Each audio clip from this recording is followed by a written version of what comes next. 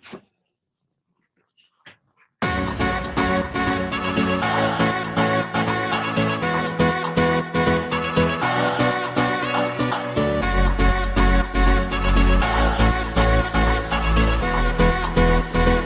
worst possible thing you could say when you walk into a car dealership. I spent 5 years with Mercedes-Benz, 5 with General Motors, and the worst thing a person could say when they walk in is, if you could just get me to this payment, we got a deal.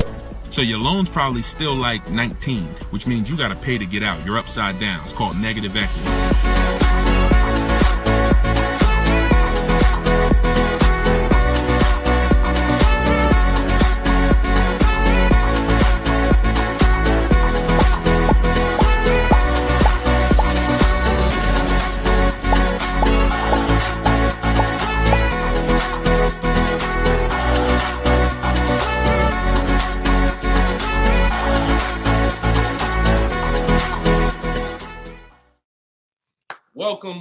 Welcome to episode 4 of Car Shopping Questions and Answers. We are live on 4 platforms: Instagram, YouTube, TikTok, and Facebook. Okay, we already got people asking questions on TikTok. As you come in, we do these shows at 12. Hold on, I want to give my camera time to focus because I'm doing a lot of moving. We do these live shows, it'll focus in 1 second, at 12 p.m. and 3 p.m. Eastern time. Hold on, I'm out of focus. There we go. 12 p.m. and 3 p.m. Eastern time. Now, we broadcast these shows throughout the day because a lot of people can't make the live broadcast. You want to tell your friends about it. If this is your first time with us, you've never been on a live with us before. Oh, wait, hold on. They're saying that hold on, can't hear. No sound. All right, hold on. Let's see. How about that? We're good on TikTok? Let me make sure we're good here on, give me a clear if we're clear on Facebook now. Give me a clear. We always got to do the housekeeping, y'all, and I need your help. Before we get busy, let me know audio is good. I see we're clear on TikTok. How are we on Instagram, on YouTube, on Facebook? All right, perfect. I see the thumbs up just came through. Okay, so this is episode 4. We do these live shows 12 p.m. Eastern time and 3 p.m. Eastern time. So you'll see the broadcast throughout the day, but if you want to actually be live with us, then you want to join us on any of the 4 platforms at one of those 2 times: Monday, Tuesday, Thursday, and Friday. So we are live. My name is Deshone the Auto Advisor. I am the author of the digital book, Cars from Home, 7 Steps to Saving Time, Money, and Avoiding Dealerships. You can get your copy for 75% off during the show over the next 30 minutes in my TikTok bio and my Instagram bio. Or I'm going to put the banner up here. You can go to deshonesbook.com. We have a link in the comment. We have a comment link in the comment section. So I want you to start typing your questions. We get very, very busy. Have your notes ready. Be ready to unlearn what you've learned about cars, because we get below market deals, and that should be your only mission when you are car shopping, is to get below market deals. All right. Now, one thing that I want to discuss. Okay, matter of fact, let's go. Go ahead, throw that up. Let's go to Frankie's question. So this is from TikTok. Can you please give me the percentage breakdown on leases again? Okay. The 1% rule has been around since probably before I ever even got into the car business. The 1% rule says that if your lease payment is 1% of the MSRP, or less, you stole the car. No down payment. So I had a 2018 Jeep Grand Cherokee. It was a $35,000 vehicle. My lease payment was $330 a month. That was under 1%. That's how we indicate that. Now, how we're doing the math is we are taking the MSRP, taking the monthly payment rather, and dividing it into the MSRP. For example, $330, which was my payment, into the MSRP, which was 35,000, and then that gives us 0.009%. 0.009%. Good afternoon, Vivian. Good to see you. So that's how you do it. Now you can multiply by 100. If you want to really get the percentage, you multiply by 100 and you'll see 0.94%. So that has been around for a long time. Shout out to the sharers. I see you, Frankie. Thanks for sharing. Please DM me too. I'm still waiting on ideas for what we could do for the people who share the broadcast. I mean it. We want to make sure we are rewarding people who share, tag, people who invite people to the broadcast. So DM me these ideas. Those are the only DMs I'm looking for because we get too many DMs to really respond to them. We get probably 50 to 100 a day. So we can't respond to all DMs, but those are the ones that I'm looking for. Okay, shout out to everybody who shares. Now, that's been around for a long time. That's how you know you stole the car. It's not even a question now that we still need to get offers because like this is Freener right here. This is why you never want to get excited about one offer unless it's the lowest bid. Here's why. Freener, she just got a, hold on, I'm putting it up here on the screen.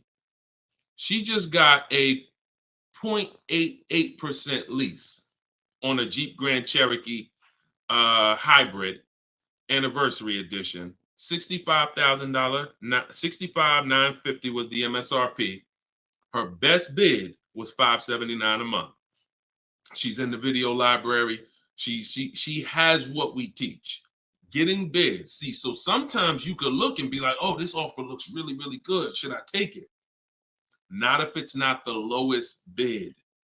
It must be the lowest out of at least 5 offers. Because what I always tell you is 80% of dealers are overpriced. They're going to overcharge. So that's how you know if you won.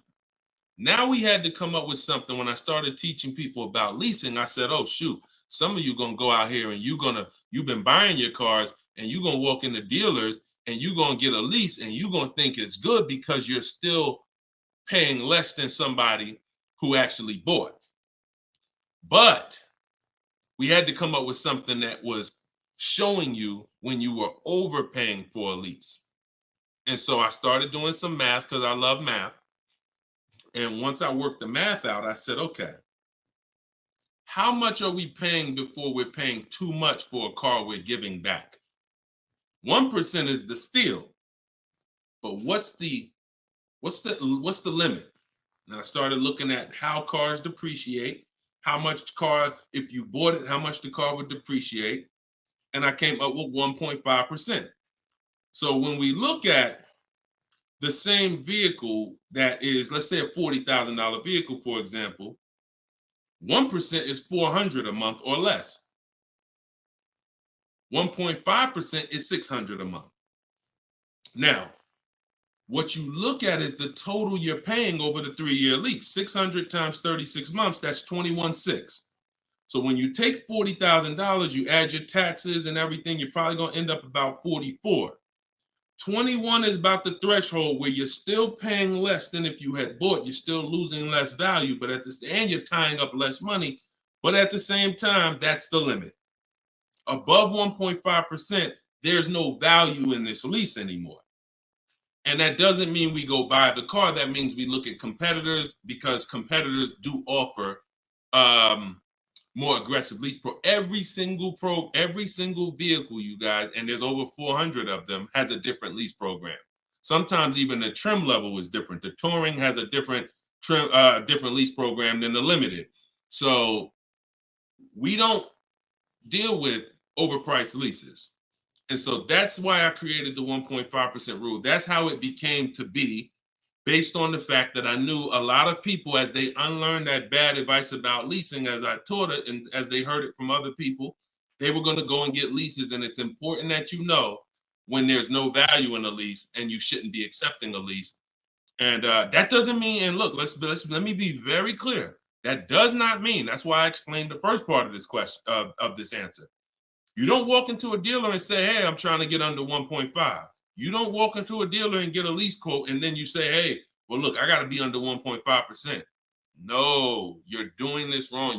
Again, my mindset and what I'm trying to get you to use is Cars from Home, where you should be. The only reason you should be in a dealership is to test drive cars. If you're buying new cars or leasing, test drive, you're in and out of there in 20 minutes.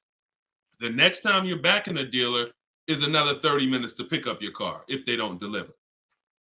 That is the only reason. We never talk numbers in a dealership for a new car or a lease. Are we clear on that?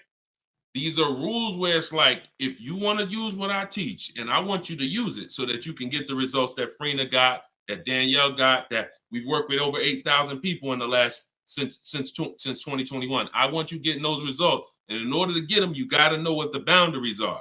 Deshone says we never talk numbers in the dealership because you have no leverage there. Your leverage is at home, in control, communicating with multiple dealers, and where you can't get emotional. Okay? Clear? So that's the 1% rule, and that's the 1.5% rule, Frankie. Great question. Okay, shoot the next one in, Dolan. Great question. All right, this is Tony on Facebook. And remember, look, y'all, we are live right now. So some of you have seen the rebroadcast, and you're like, Deshone, okay, this is 3 p.m., 12 p.m., we're live. Okay, so this is the time to ask your questions. You're not watching the rebroadcast, and this is also the time to tag a friend and make sure they're here so they can get their questions answered. Shout out to the sharers. And could y'all keep tapping the screen on TikTok and running those likes up? This gets TikTok's attention and gets more people over here because we got to do this together. All right, Tony from Facebook says, hi, my lease is up in a month. I wrote to get 3 quotes from dealers. I only got 1. That's normal.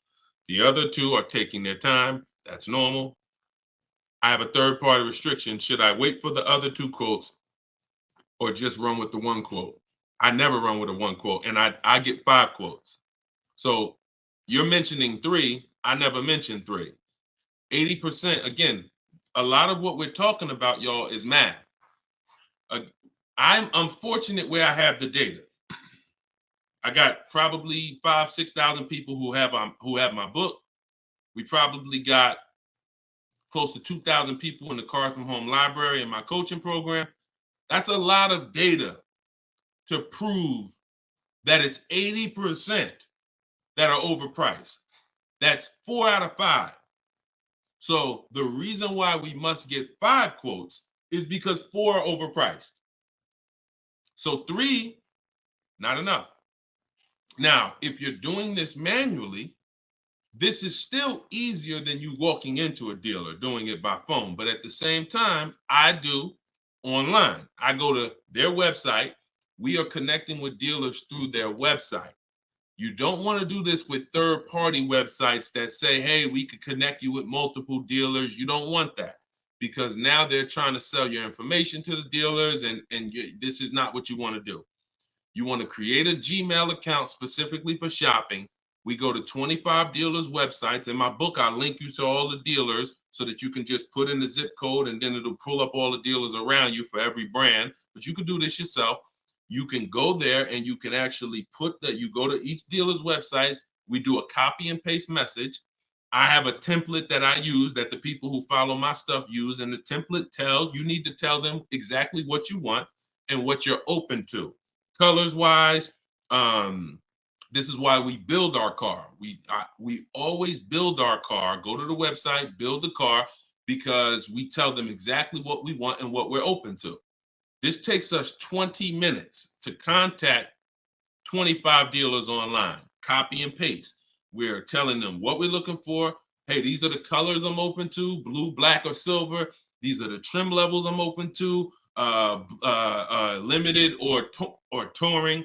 We're telling them this is these are the package, these are my must-haves. I need the big sunroof. All of that has to go in to it's not that you're not car shopping online. You're just now you're car shopping against people who their job is to make money. And so if you don't have what I'm telling you I've responded to hundreds of internet requests when I work for the dealers. If you're here for the first time, type a 1. If this is your first time ever being on a broadcast with us, type a 1. I want you to know a little something about me. I was inside car dealers for 14 years, responding to these quotes. So the reason why I'm giving you the exact strategies is because I know there's so many things that you're not trained to give the dealership that they need. They can't give you a quote without it. They can't shop correctly, without it. Okay, shout out to the first time people. Could everybody type welcome to the first time people? If you've been on here before, type welcome to the first time people. Now, once you give them that information, you're copy and pasting that. Copy, paste, copy, paste, copy, paste. You're doing that with 25 dealers. And then that creates the conversation to see where the dealers are actually coming, where the deals are coming from. But you need to see who has a car first. You need to see who has a car first.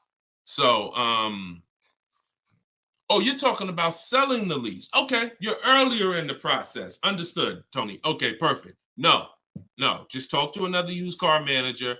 And you want to have conversations because one, your car is worth different things to different people. You need at least 3 for that. You're on point. Yes, 3 quotes for your lease buyout. For your old car from 3 different used car managers. And if the 2 are not getting back to you, then just move on to other ones. But be aware, you should be using those values you got online from the online buyers to see if you have equity, because not everyone has equity. The whole purpose of the equity assessment is to make sure you're not leaving any money on the table. That's the purpose. But there's no guarantee. Many people have turned their leases in not knowing that they should have done an equity assessment, and then the dealership sitting on $2,000, $3,000, $4,000, $5,000, $6,000 that they didn't know about. That's what we want to prevent. So if you do those offers and you see you have $3,000, $4,000 in equity, now that's when you bring it here. If you do those offers and you're at a break even or $1,000, then that's not always worth it, because those used car managers are not going to match the highest offer. So be aware of that. But if you have equity there, then yeah, 3 used car managers, that's how you make a move. Okay? Fight for your money. This is your money. If you end up making $1,500 out the deal even, and it took you 2 hours, where do you make $750 an hour at? $750 an hour. So this is your money. And if you don't fight for your money, someone else will definitely cash the check. All right? Tyler said, send the next one in. Tyler said, F&I director here in Houston of 2 large stores. Your content is great. I appreciate you, Tyler. This is the 20% right here. See, the 20% can always admit when we're doing something to help the market. The 80% will come on here and be like, oh man, this guy couldn't make it in the car business. Now he's teaching. All right, go ahead. Shoot the next one up, Dolan. This one's from Facebook. What's up, John? Instagram, y'all not typing enough questions. And Instagram, just so you know, the easiest platform to share on is Instagram, because you hit that little arrow, it looks like a paper plane, and it'll let you go down your Instagram friend list and send this broadcast out to probably 10, 15, 20 people. Okay? Don't cheat your friends. All right? Shout out to the sharers. John from Facebook says, is it hard to purchase with a charge-off on credit 3 years old? So everyone who has credit issues should be following Shonda Martin. She's on all the platforms, Road to 750 plus. And you should be working on getting your credit to the point where you can qualify for the best programs. And you don't need an 800 credit score to qualify for the best programs. You usually need close to 680, 690 will usually qualify you for most tier 1 leases. Now there are some cars that have super tier where you tier A1 plus, but that's not most leases. That's not your standard everyday cars that most of us are leasing or buying. So the question is, the answer is, if you don't need a car, then you should be working on your credit. If you need a car, then there's nothing you can do. You need to make a move. And so I recommend a company like Limbuzz. We're always going to give the dealer a chance to match or beat our offer. So whoever we end up buying our car from, some of you have been taught never let the dealer participate. That's costing you money because the dealer has 7, 10, 12 banks on their end. Now, if they're trying to beat and earn your business, now that's a winning position. See, check this out. When you have a finance manager who's saying this about you, what's the highest interest rate you think they'll pay? What's the highest payment you think they'll pay? That's a bad position to be in. That only happens when you have no leverage, you haven't shopped, you haven't come in with an offer, and now they're trying to see the highest interest rate that you'll pay. We're not doing that. You're doing it our way, which is we're going to have we don't let anyone touch our credit until after we find our car. Now, once we find our car, get our best deal through a bidding system, now we're going to take that purchase agreement, that's a receipt. Yep, I see the questions coming in on Instagram. We got you. Hold on, Atlantis. Once you see the long form receipt, now you take this home, and this is when you're going to contact your bank, your credit union, the online lenders. You're going to go online lenders, online banks, online credit unions. You're going to let all these people have a shot at your business. If you do this within a small window of time, if you do it my way, it only take you 2 days. This is going to weigh on your score the same as one hard inquiry, because this is something called rate shopping. This is not going from dealer to dealer, getting turned down or putting in applications and nothing like that. This is how you rate shop correctly. I call this the bank bidding war. When you get my book, I also send you the bank bidding war blueprint. It's going to be going into my book, but I need about another month to be able to combine it. But I send you the bank bidding war blueprint. Now, the bank bidding war is 3 rounds. First thing we're doing is seeing, is there any special interest rates that the car we're buying has? In your particular case, John, with credit challenges, you're not going to qualify for that. That's okay. But we need to check that. If there's 0%, 0.99%, that eliminates our need to do anything else with financing, because no one else is going to beat that. Second part of the round starts, there's 3 rounds to the bank bidding war. The second part comes after we find our car, and it's what I just broke down. When we come home, we let all these banks, these lenders, online credit unions run our credit, and so they're bidding and submitting us their loan offers. Now, the third round is the dealer. That's when we're going to call the dealer who we reserved the car with and say, hey, I got 6.29 from this bank. If you can beat it, I'll give you the business. Now, this is the big difference, you guys. When you have a finance manager who's trying to beat your offer, who's calling their banks and saying, hey, I need to get 5 point something because this person already has 6. That's leverage. When you start bidding, like I'm teaching you, like what's in my book, like what's in everything we do, in my videos, everything's a bid. You have the leverage. And there's no way for you to overpay when you are getting bids. So that finance manager calls you back, it's only going to be 1 or 2 answers. Hey, Stuart, man, listen, I tried my best, man. I reached out to every bank I got. No, I can't beat that rate, man. I appreciate the opportunity, but you can go with your own financing. In which case, you guarantee you got the best loan. Second thing is, hey, you know what? You had a good rate, man, but I got somebody to beat it. So we can do it right here for you. Perfect. In which case, you guarantee you got the best loan. See, you don't have enough people competing for your business. That's where your buyer's remorse is coming from. That's where your lack of confidence is coming from. That's why you're driving off from a dealer saying, hey, you think we could have got more money? You think we could have got another $1,000 off? That's all buyer's remorse because you don't have enough people competing. So I want you to stop that. I want you to use what I'm telling you to do. All of this is in my book for those of you who like Deshone. I don't even want to remember all of this. It's all in my book, Cars from Home, 7 Steps to Saving Time, Money, and Avoiding Dealerships. This is what I've been teaching for 3 years. And this is what I've been doing since 2015 myself personally. So you can get your book for 75% off. Cue up the next question, Dolan. Oh, John, in your case, though, when you get that buyer's order, you would be reaching out to Limbuzz. So after you find your best car deal, you would be reaching out to Limbuzz and seeing, what their rates would be for you and then you will be going with, still giving the dealer the opportunity to see if they can beat it. Because once a dealer knows you got an approval already, they kind of have a little more leverage to be able to see if they can beat that approval. But in any case, even if they can't, LendBuzz is pretty generous. But we don't do this until after we find our car. Okay? Great question. Shoot the next one up, Dolan. All right, this is Gemini from Instagram. Can a dealership legally raise the price from what is being offered online? Listen, nobody's suing dealers. So it's not really about what's going on legally. It's probably more ethics than anything. And we don't expect dealers to be ethical. We don't need dealers to be ethical. They've proven that the majority of them aren't ethical.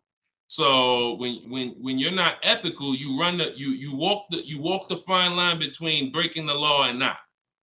You walk that gray area. I overcharged you. I know you could have paid less, but I know, whatever. But I know I could have sold you the car for less. But I'm gonna tell you that this is the best. Like, all of this stuff is unethical, but it's legal.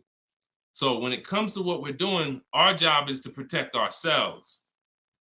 And you can't go into a car dealership expecting them to protect you. You can't go into any business transaction expecting the person you're negotiating against or the person who's selling you a product to protect you. That's why we exist, because there's no one out there. If it hadn't been done, you'd been good. If there were, even if the I think it's the Federal Trade Commission or whoever regulates businesses were stepping in to protect the public, then we wouldn't have a need for what we do. But that doesn't exist. So it's on you. It's buyer beware. It's you protect yourself.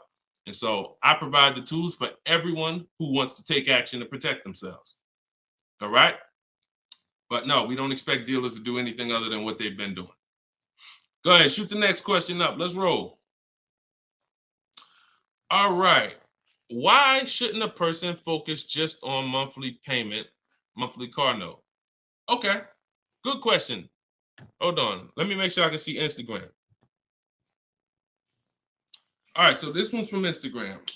Promise Tammy said, why shouldn't a person focus on just the monthly car note amount? So if we did a little math and you go, all right, if you walk into a dealer and you're looking at a $40,000 car and you say to the dealer, how much does that car cost a month? And they're smart, if they're trained, they're going to say, well, it's not really about the car payment right now. Do you like the car? And once you say, yeah, I like the car, let's get down to numbers, they're going to ask you, they're going to try to figure out what you could afford. Like, what's the most you could afford? Or I can't afford any more than $450 a month. Now, some of you know every $1,000, every $5,000 on the purchase price of a car is how much per month.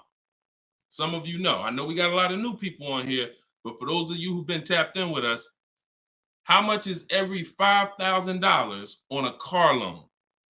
So, and the reason why I give you guys this parameter is so when you look at that $40,000 car, thank you, Frankie, got it.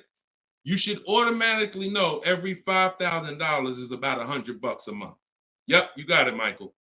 All right, I see you. We got people tapping on every platform. Good job, Carmelo.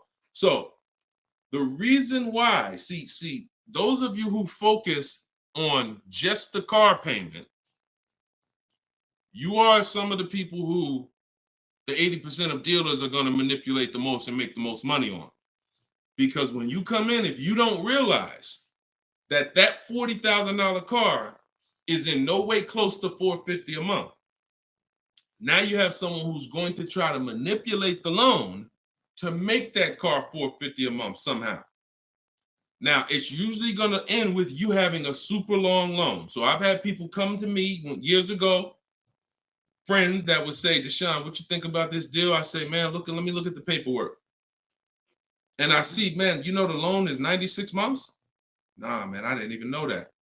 Yeah, the loan is 96 months. What is that, 8 years? 84 months is 7 years, 96 months is 8 years. So you're out the door at an 8-year loan. Now, I'm not gonna assume you know why that's bad. So I'll say that an 8-year loan leads to too much interest, and it's what it is, because if they got you an 8-year loan, it's certainly at a high interest rate, because banks know that those loans, people who need 8-year loans are risky. People who need 8-year loans, they got to protect themselves, because typically the car may have problems in the long run. When you go down, see, the whole point with a shorter loan, 5-6 years, some people want to be conservative, you take 4 years, but you want that car paid off by the time maintenance comes, by the time repairs start being needed, because cars need repairs every now and then. So you want the car paid off. They know that if we give this person an 8-year loan, typically they're probably going to have issues around year 7, year 6, even depending on the age of the car. So the length of loan, I teach something called the rule of 72 and the 10th birthday. I will not in any way co-sign anyone getting a loan longer than 72 months, which is 6 years, because we don't have, see, what's the longest loan, a mortgage, that any of you would take? Let's keep a real fast dialogue going. All of this is to really answer the question that Tammy's asking, which a lot of other people have. So we need to indicate why this makes a difference. The longest mortgage most of you are going to take is 30 years. Mortgage. There are 40-year mortgages available. There's 50-year mortgages available. No one on here said, yo, I do a 50-year mortgage. Why? Because we already know inherently anything longer than 30, that means we can't afford this house.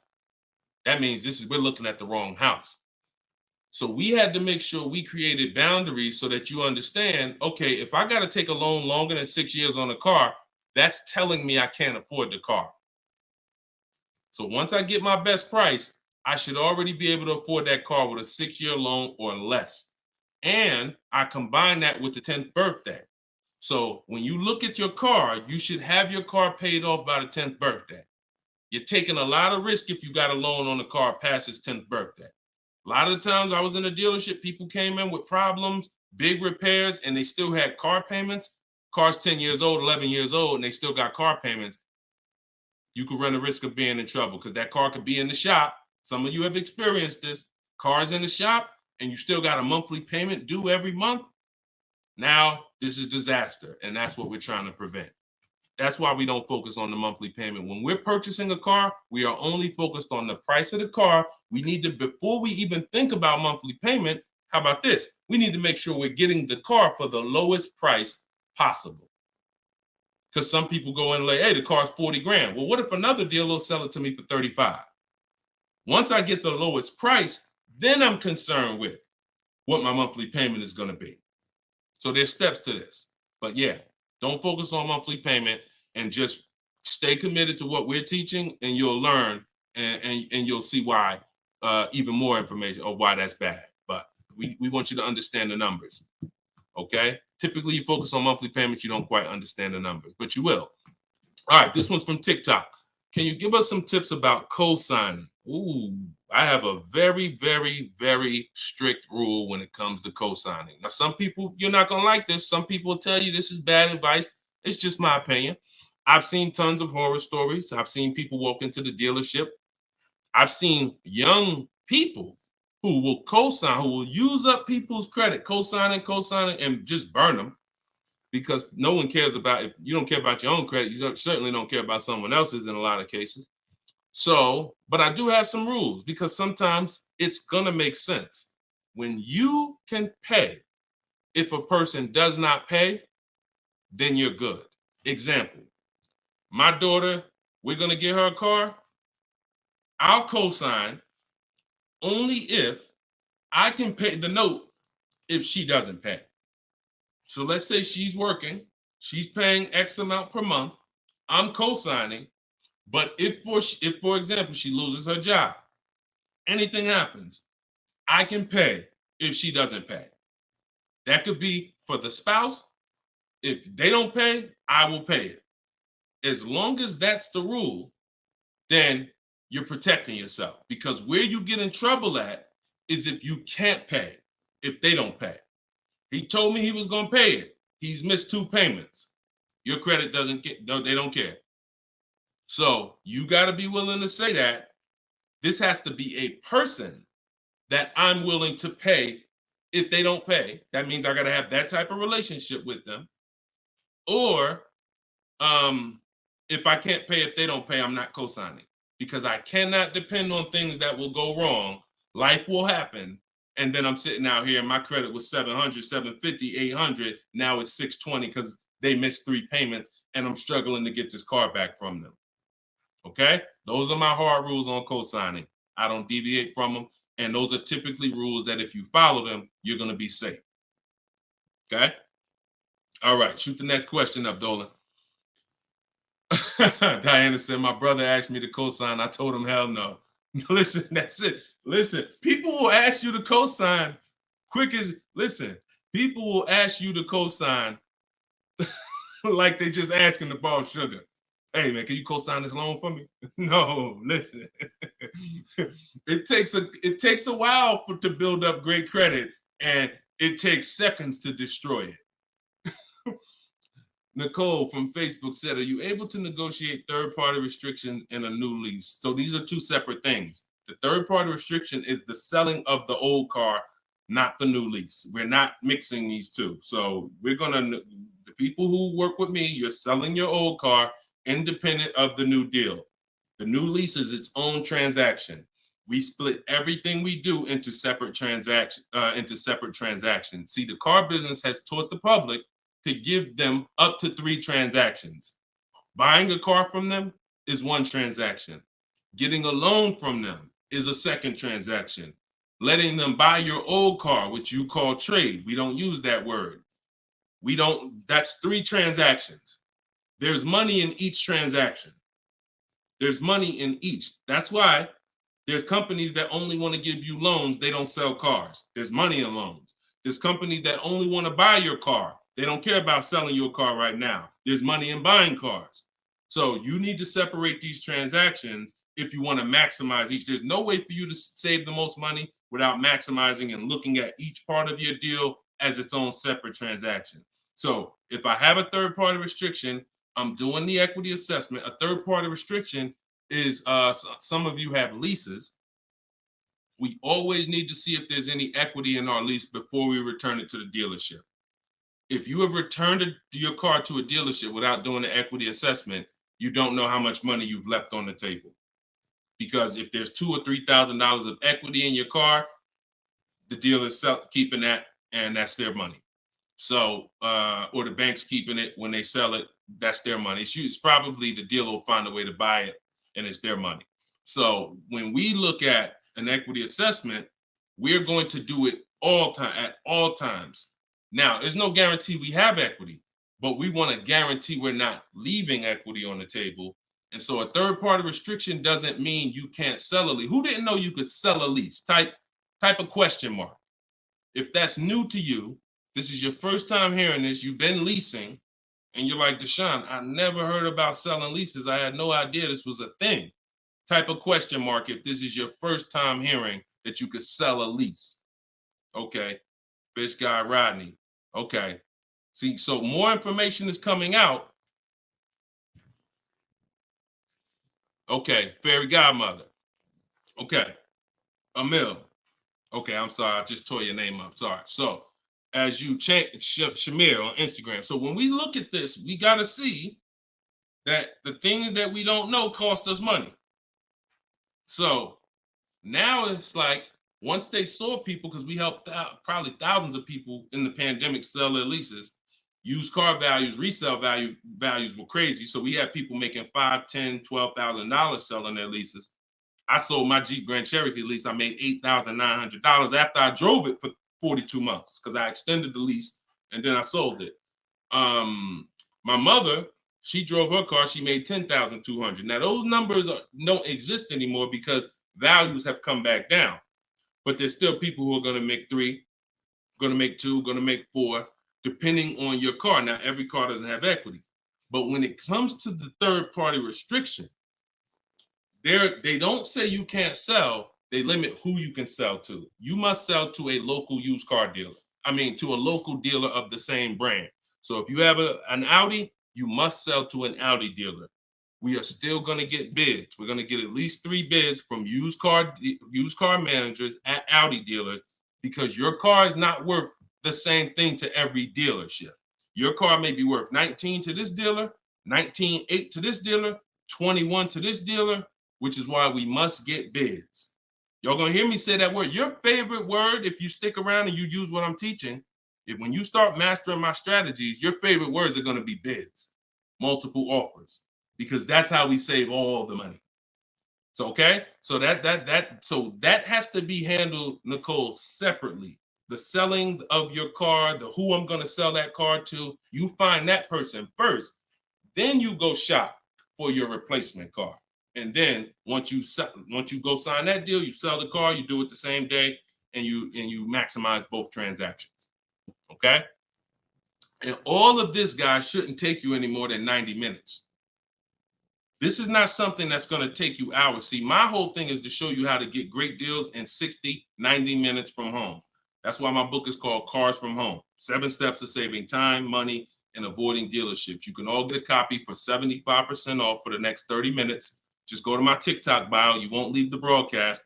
Grab your copy before that timer hits 0. The price goes back up to $97.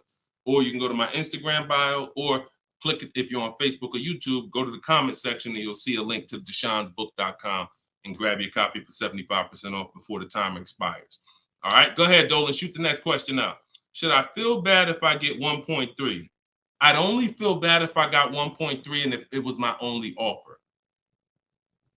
If it was my only offer, or if I only got 2 offers, then yes, because I'm going to tell you why. I'm going to show you something. When I look at what I see, hold on.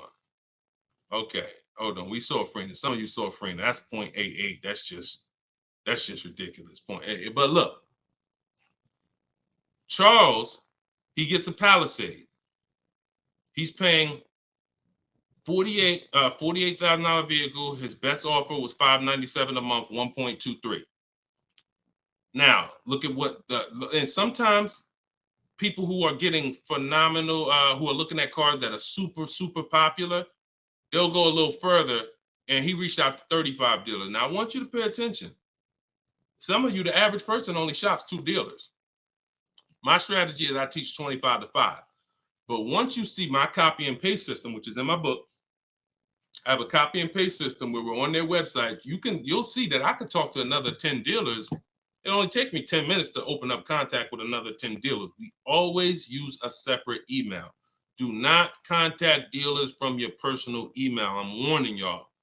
It's not going to work. You're trying to go through your work email, and then you got your personal stuff, and then you're seeing the car dealers. Don't do it. Create a separate Google email, and that's how we do it. So he said, I reached out to 3,500 dealers, got 10 quotes back.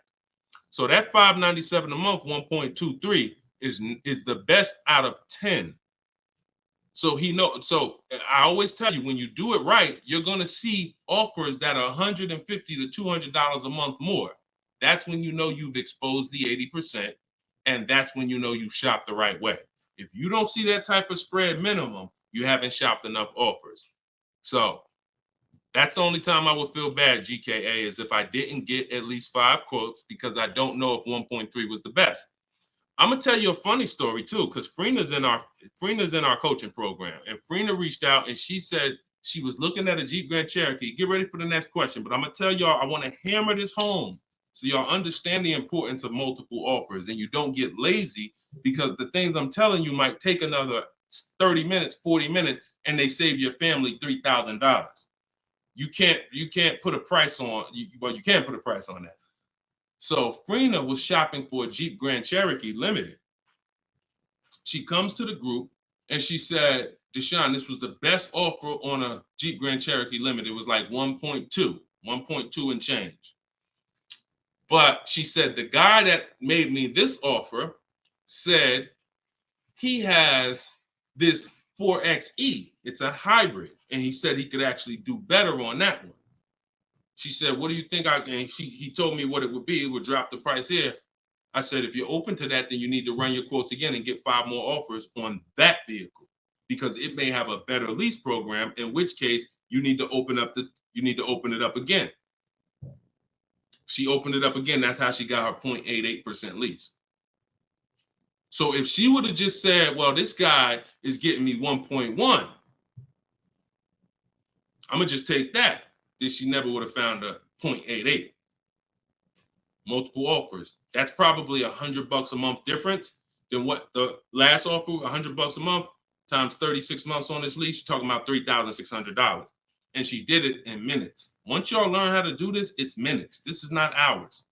I'm not spending more than 60 minutes on shopping for a car. Now, that doesn't mean I'm not spending time to decide what I want. But once I decide what I want, once you know what you want, 60 to 90 minutes to get the best deal. That's it. All right, shoot the next one up, Dolan. Keep the questions coming, y'all. We are live every day at 3 p.m. Eastern time. Well, not every day. Monday, Tuesday, Wednesday, Thursday, and Friday. Monday, Tuesday, Thursday, and Friday at noon and 3 p.m. So this is our live show. Okay.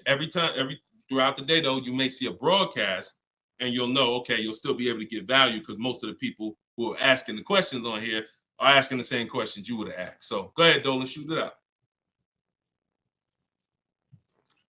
This is Raymond from YouTube. How do you structure a lease?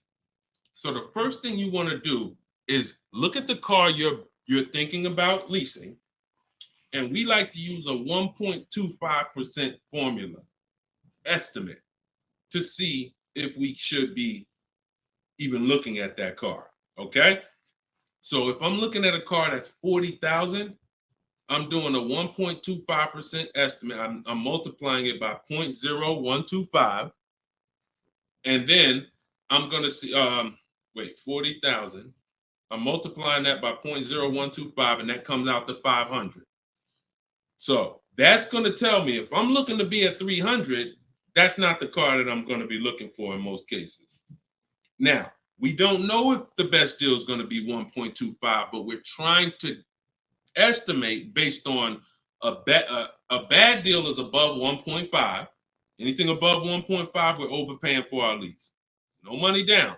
Money down comes later. Now, a steal is 1.1%. So I teach something in my book. It's called 1% is the steal. Between 1% and 1.5% is the deal. And then above 1.5% is time to chill. We don't do that. So that's the first thing. Now, once we move past that, now it's time to choose our mileage. So we're going to look at our lifestyle. We're going to see how much we drive to work, how much we're going to be driving the car. And once we come up with that, you're just doing some simple calculations. What's your round trip to work? 10 miles. How many days a week? 5 days. Okay, that's 500 miles a month. That's if you do the math. Let's say your trip to work is 20 miles round trip, and you do that 5 days a week. You're doing 100 miles a week to work. Times 52 weeks of the year, that's 5,200 miles. So I walk you through this in my book, but this is simple. 5,200 miles, and then you say, okay, well, I like to do a little leisure. I like to take a little trip down here. I go to my fishing. I go fishing 1,000 miles away, blah, blah, blah, blah. So you're calculating what you're going to do. The easiest way to do it is to look at your old car and see what you've done. But if you don't have an old car, this is how you calculate it. You come up with, all right, I only need about 9,000 miles a year. Perfect. All of our leases, we shop our offers with 12,000 miles a year. That's your average miles. That's what we want to base our formula from. So whenever we reach out to a dealer, we do this online. As I said, everything we do is online. Once we do this, we're shopping multiple dealers, and we're telling them, work us up a lease quote. First month's payment, total out of pocket. If you were on the last show earlier, we talked about we don't say down payment anymore. We say total out of pocket, TOP. Everybody who's clear on TOP, if you were on the last broadcast, type TOP. If you weren't, TOP is total out of pocket. That means only thing I'm giving you for this offer right now is my first lease payment, and I'm driving off. Total out of pocket. We're not saying down payments anymore. Okay? So now, we're structuring our lease with first month's total out of pocket, 12,000 miles per year, and that's how we're sending the offers out to the dealers. All online, all copy and paste. These are all templates I have, but I have templates where you just fill in what you want, blah, blah, blah, all in my book. There are links, there's templates, but if you're going to do it your way, that's fine, but this is how you do it. And this is, you can sit in your computer and just copy and paste, and now you're looking to get 5 quotes. That is the mission. 5 quotes, and that's it. That's how we structure our leases. Once you're done and you get your best quote, now that's when you adjust your mileage. So once you identify the best dealer, the winning bid, now you're going to say to that dealer, hey, can you adjust the offer to 10,000 miles a year? Can you adjust it to 18,000 per year? Can you adjust it to 25,000 per year if you're a high mileage driver? And you adjust it from there. But that's it. You do this over and over, rinse and repeat. Rinse and repeat. All right. Great question. Shoot the next one in, Dolan. All right. Shout out to the sharers. Thank you, Liba. I see you. Thank you so much. This one's from Preston on YouTube. What is the best way to finance a car out of state? It's no difference. It's really no difference. We're going to find the car. We're going to get the buyer's order. We're going to have them. Now, the thing about a used car, if it's a used car, we got to test drive the car. So what you may want to do is, if you're picking up a car out of state, you may want to go there, lock up the car, grab a cheap hotel for the night, stay there, because you don't want to eliminate the bidding process. The bidding process is your bank, your credit union, online banks bidding, and then dealers bidding. The dealer who you get the car from, they're bidding against that. Some of you don't really understand how much money is in finance. On a $40,000 loan, 2 points on an interest rate could literally be $2,500. So we got to understand there's a lot of money in loans. So if I'm driving to pick up a car out of state, what I'm typically going to do is go test drive that car. If I like it, I'm locking it up with a deposit. I'm taking that buyer's order. I'm gonna go back, depending on how far it is. If it's 3 hours away, I'm probably not gonna drive home and then come back. Depends on you. I'll probably just post up in a hotel. Go do my financing online. Let all these banks and credit unions run my credit so I can get their offers, and then I would call the dealership the next day and say, hey, this was my best offer. If you could beat it, I'll just come get it from you. And that's it. I'll spend $50, $60, $100 on a hotel to save $3,000, $2,000 on interest, on my interest rate. But everything else is the same. So we can't be scared to go out of state. If many of you who are using what I'm teaching, you're going to see. Look at Eddie. Who was Eddie who drove? Hold on. Short conversation. John, hold on. Market. Trying to think. I'll see many of who I'm going to share with you. You'll see, they'll say when they're picking up their car, I'm driving 45 minutes. I'm driving an hour and a half away. Look at Sean. Perfect example. Sean, he's also in our coach. Now, I don't want you to think, oh, I got to be in Deshaun's coaching program. There's just some people who are. The information's in the book. We got the video library. For those of you who are like, okay, I like videos to go along with the book. That's fine. I link you to some videos in the book. But then there's some people who coach with me, and I can talk personally to them. So Sean comes on here, and he comes into the group. He said, he sends this. Look at the amount. He said, I'm looking at some advice on this F-150 Lightning XLT. It's a $73,000 truck. The dealer discounted it $4,900 and then revealed that there was a $15,500 rebate. His total savings is over $20,000 off this truck. So I'm like, all right. Now me, being who I am, I don't know if that's the best. 2015, I sold 2 Maybachs. They had $20,000 rebates on them. So we don't know if this is the best. I haven't seen, this is what I said to him. I haven't seen the other offers yet, but I'm assuming you got at least 5. You're saving over $20,000 on this with this discount and rebate, but the only way to know is to compare to the other offers. See, I'm not going to get excited about this deal until he tells me what I'm about to read to you. That's when we get excited. He said, guess I could have put a little more info on here. Yes, I got about 15 quotes. You see the difference? This is what I want you to get.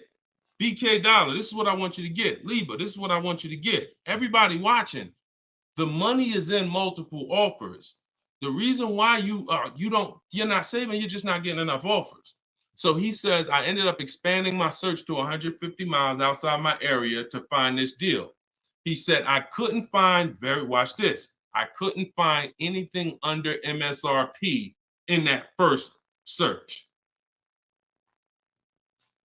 So think about how I'm telling you, the local dealers know when they see your zip code, they know, okay, some of them, all right, we don't have to do too aggressive. But those dealers that are an hour and a half away, when they see your inquiry, they're like, oh, listen, this is a person we never would have saw before. What is it going to hurt us to blow this truck out? And we take a deal from one of our competitors' markets. We'd love to see our license plate frame over in their market. That's how we win. So he ends up saving over $20,000, and he doesn't mind driving 150 miles to go get that truck. Why? Because every mile he drives is dollars he's picking up. We clear on that? We clear? If you're clear on the importance of multiple offers, type clear. All right, shoot the next one up, Dolan.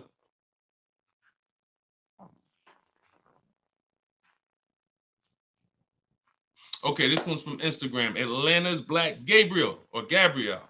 I think it's Gabriel, my fault. So, in the market for a new Chevy or used Chevy Malibu, what's the best route, leasing or financing? How many years are you keeping the car? If the answer is 8, then you should be buying. If it's at least 8, see, I teach something. My book is called Cars from Home, 7 Steps to Save Time, Money, and Avoid Dealerships. Everything I do, when you go, the video library that we have, your best deal in 7 days, 7 steps. These are not going to change. The first step is the foundation to your deal. The first step is the foundation to your deal, which is lease or buy. Because you cannot get a good deal if you bought when you should have leased. It's impossible.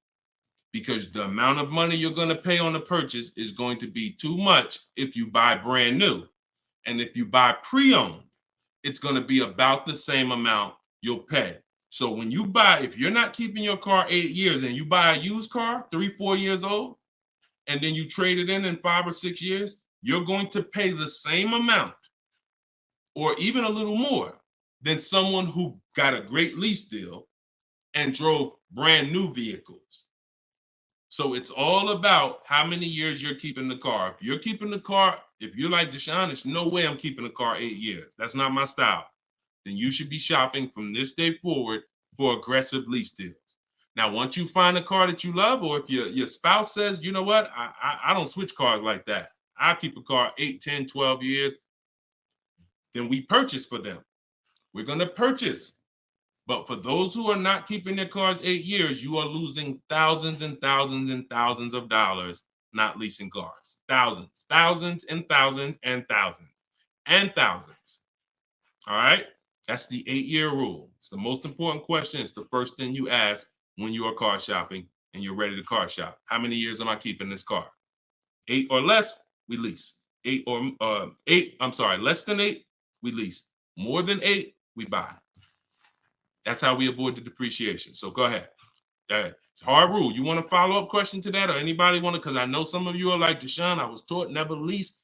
Whatever. You want to follow up to that question? That's perfectly fine. But that's the rule. And it's the rule based on money. I've seen thousands of scenarios, and I spend years and all my time shouting from the hills so people could understand how much money they're losing by not getting good lease deals or not leasing at all.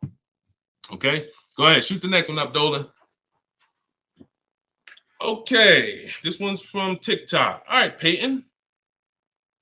Do dealerships finance used cars too? Yeah, sure. Absolutely. But we don't finance, dealers are our last offer for financing, never our first. So what you should do is you should go watch the replay from earlier, episode 3. This is episode 4 of Car Shopping Questions and Answers. We do these lives Monday, Tuesday, Thursday, and Friday 12 p.m. Eastern time and 3 p.m. Eastern time. For those of you who are like, because I want you to be able to tell your friends. Today, some of you are going to run into people who are car shopping. You need to be telling them, hey, you got to check this guy, Deshone the Auto Advisor. He does this show, live show, 12 o'clock, 3 o'clock, Monday, Tuesday, Thursday, and Friday.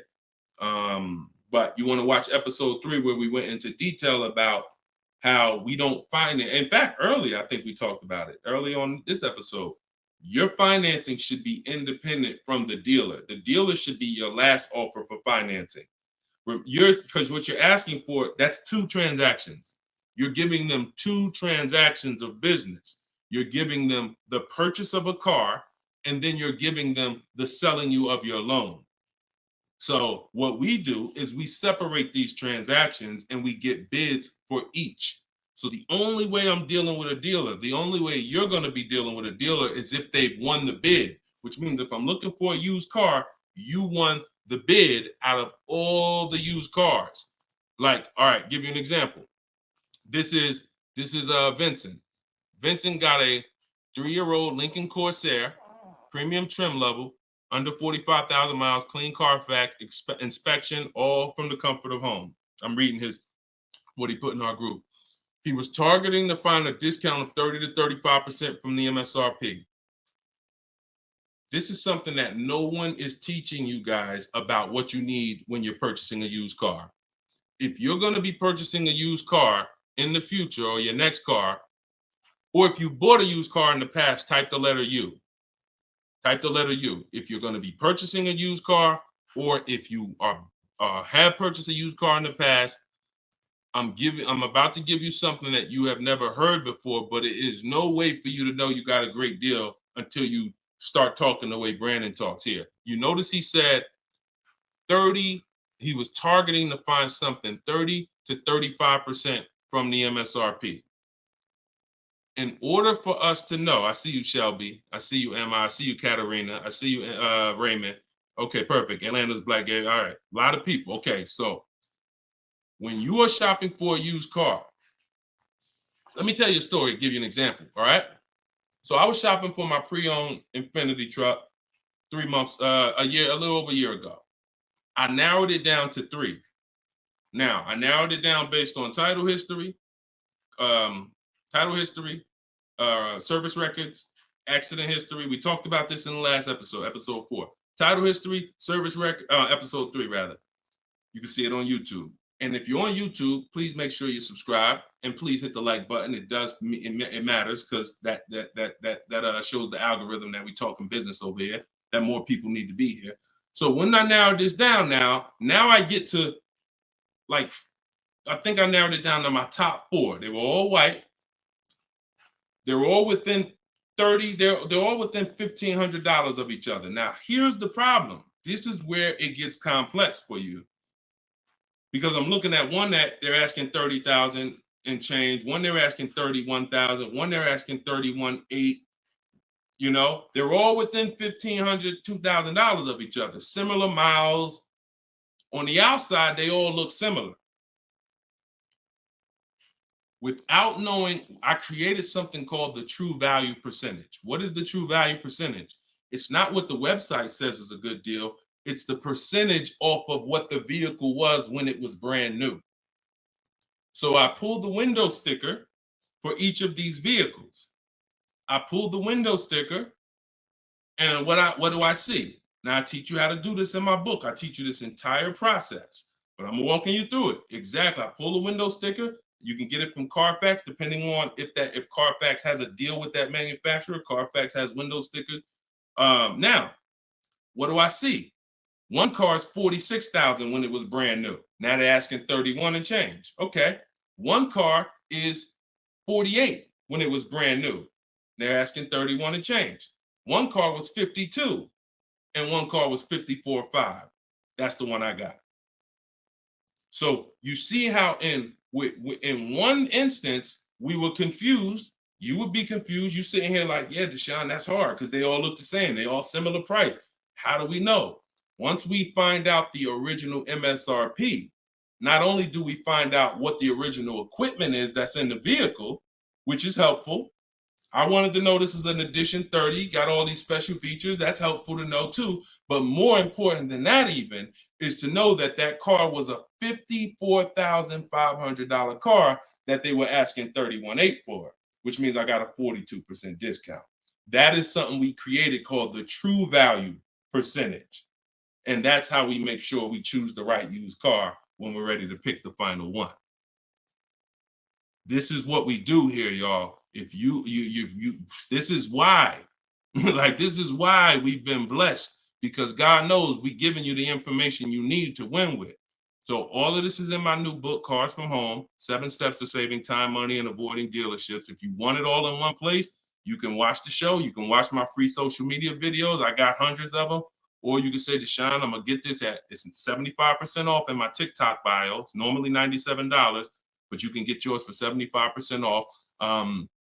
And you can get it in my Instagram bio, or if you're on Facebook or YouTube, click the comment section and click that button that says Deshone's book and get you 75% off for 30 minutes. After 30 minutes, price goes back to $97. So, all right, but that's the true value percentage. And that these are the things that we never buy a used car ever without looking at the true value percentage. So when you saw what he said when he bought that Lincoln, as he was targeting to get something 30 to 35% off MSRP, and he ended up getting one for 43%.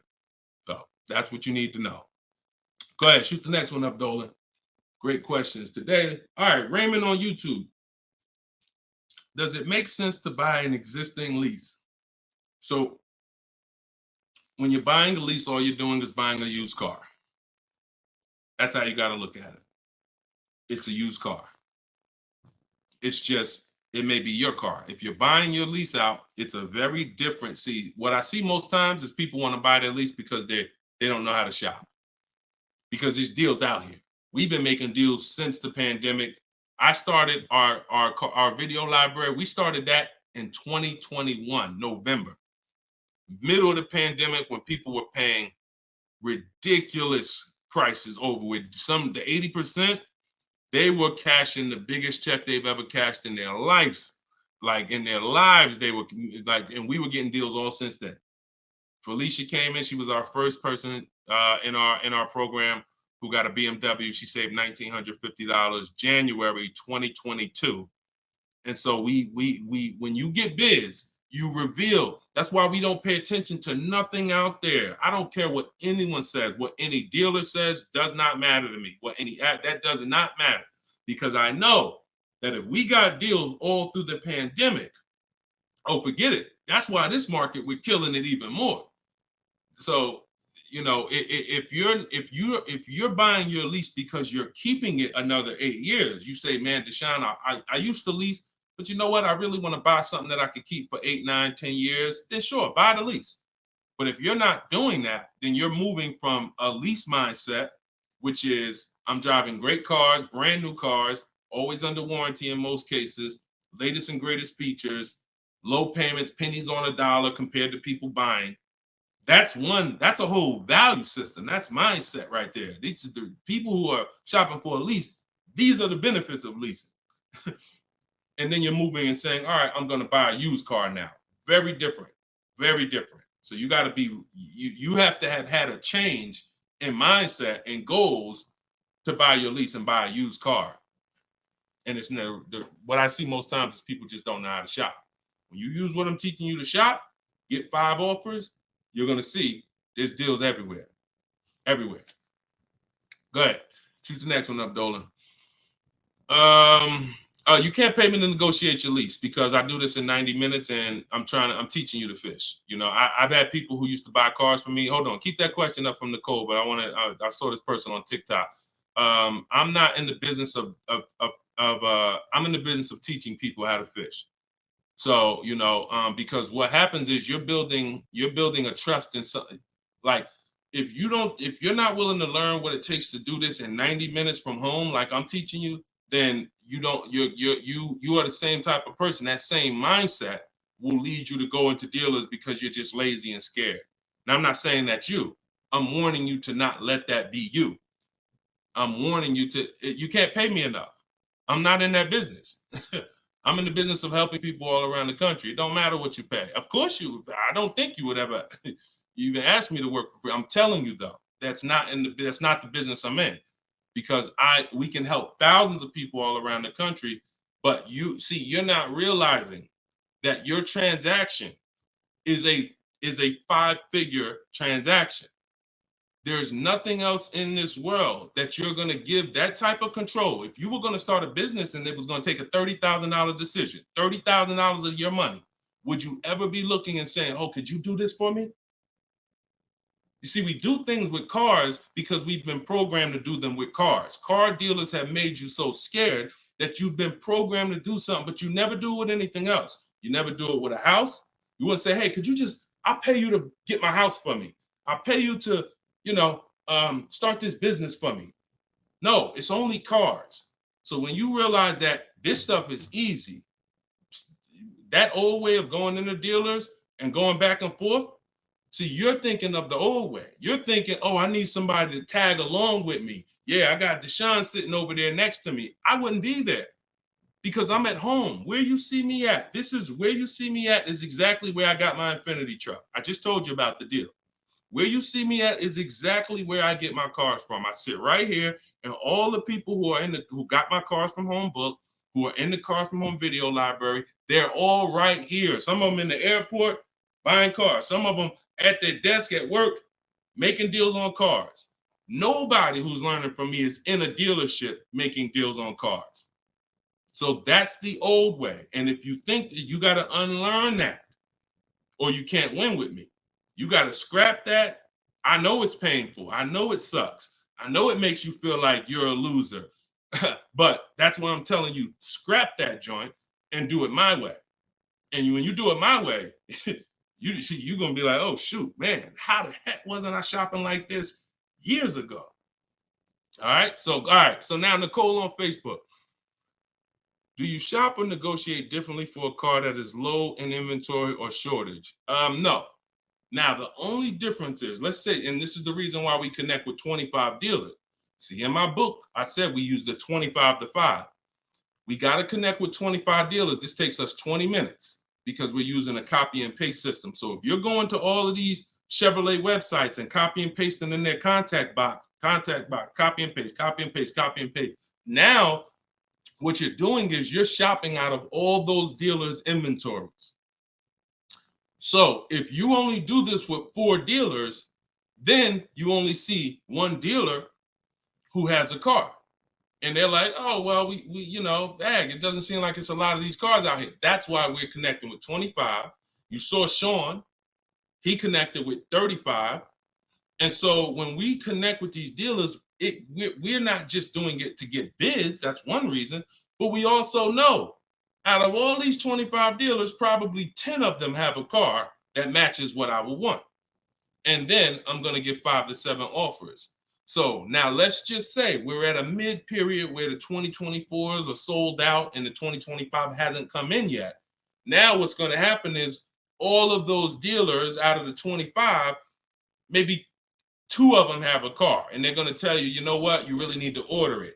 That's not because it's a low inventory. That's because you're usually in between model years, and the old one has sold out, and the new ones, they're waiting for it to come in. But it doesn't change the way we shop. And sometimes we will order. If I'm purchasing, I'm more likely to order because I'll get bids, and then I'll take the car. But if I'm leasing, we're less likely to order because we don't know what the lease program is going to be. See, I could get a dealer that discounts the car for me $3,000. We had a person in our group, and they were getting a new BMW X4, the X4M, like the performance edition. We had a dealer, their best bid, the dealer was taking off $3,000 off MSRP. So, but the lease program is what we didn't know. And once the car came and they put the lease program on it, we saw that it was over 1.5%. So even at that discount, wow, we saved $3,000. Now, if she was purchasing it, that's a win. $3,000 off, beat everybody else. So I don't mind ordering if I'm purchasing. But on a lease, I'm less likely to order because I don't know what the lease program is going to be until the car gets here. Okay, but yeah, that the process doesn't change. It just we have little caveats based on on low inventory. Okay, process is the same. Nothing changes our 7-step process. Nothing. All right, go ahead, Dolan. Shoot the next one up. All right, great questions today. We got Jermaine, Facebook. So how do you transition out of a finance into a lease? Instagram, y'all not asking a lot of questions to. All right, hold on. Get blooming chosen one. All right, hold on. All right, Jermaine from Facebook says, how do you transition out of a finance to a lease? All right, perfect. So now what I like about this question, Jermaine, is you've already answered the most important question, which is how many years am I keeping the next car? That's step one in our 7-step system. You've already answered that because you've determined I should be leasing. Now the next step is equity assessment. Equity assessment. Call the bank. You don't have to worry about third-party restrictions or nothing because you're not leasing. I mean, you're not coming out of a lease, rather. So you're going to call your bank, get your payoff.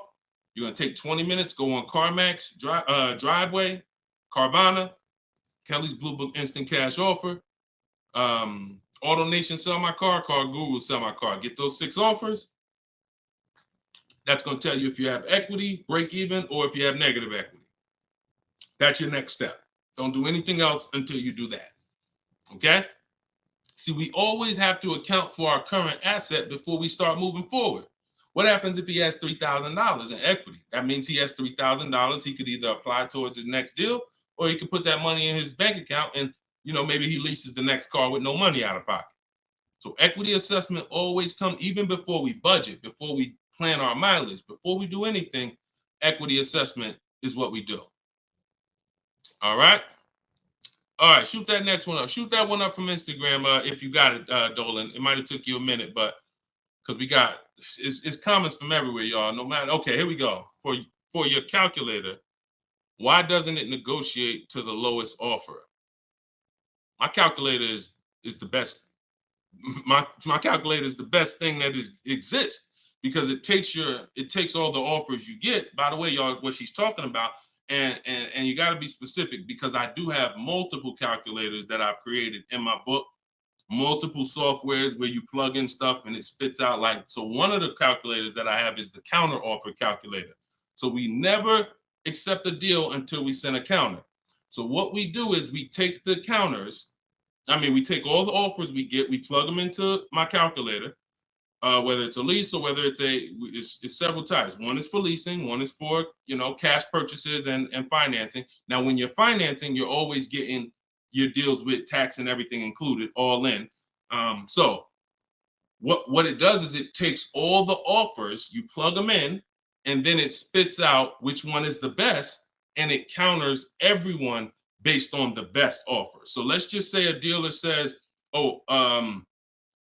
I'm gonna do a 1.1% lease, and then this dealer says 1.2. This dealer says 1.3, 1.5. It's not countering all the high offers based on their high offers. It's countering all the offers based on the lowest offer. Because if the 1.1% lease was presented to us, that means any of the dealer could have did it. So now we're calling out the 80% and letting them know that if this dealer offered me 1.1%, then you all could have done it too. You're just choosing not to do it, in which case that's what the 80% do. So we counter every single one. We even counter the lowest one. And some people in the group will say, Deshone, man, this dealer is the lowest, man. Should I be countering them for another $50 less? I say you must counter. Because you don't know if there's another $10, $50, $20. If you don't counter until a person tells you there's no more room, even if they're the lowest, that's not the best deal. So sometimes you counter the lowest offer, and the lowest offer will be like, listen, man, I gave you my best shot. I got nothing else. We know they're telling the truth because we got 4 or 5 other offers that are much higher than that. Sometimes they'll be like, listen, I can't do that $50. I'll get you another $10. That's the best I got. We know they're telling the truth because all the other offers are a whole lot higher. So that's the way the counter offer calculator works. It's gold. It's gold. So all right, we had an hour and 19 minutes. We try to keep these broadcasts about an hour and 15. Every now and then we go a little over, but listen, y'all, we are live Monday, Tuesday, Thursday, and Friday 12 p.m. Mark your calendars. 12 p.m. Eastern time, 3 p.m. Eastern time. I'm hoping to, in the next couple of days, have a link in my bios so that people will be able to actually go to our calendar, put a reminder, but you know it. 12 p.m. Eastern time, 3 p.m. Eastern time, Monday, Tuesday, Thursday, and Friday.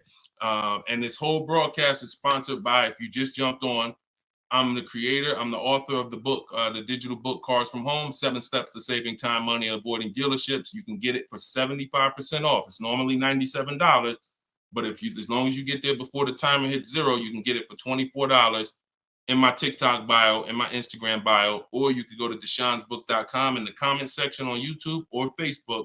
Get your copy for 75% off. I'm also the creator of the Cars from Home video library, and I've coached over probably 1,500 people now since 2021. So we've been doing this. Everything I'm teaching you is proven. And I'm going to tell you, just like I tell my coaching students, when you get my book, see, I don't do questions and answers for my book, y'all.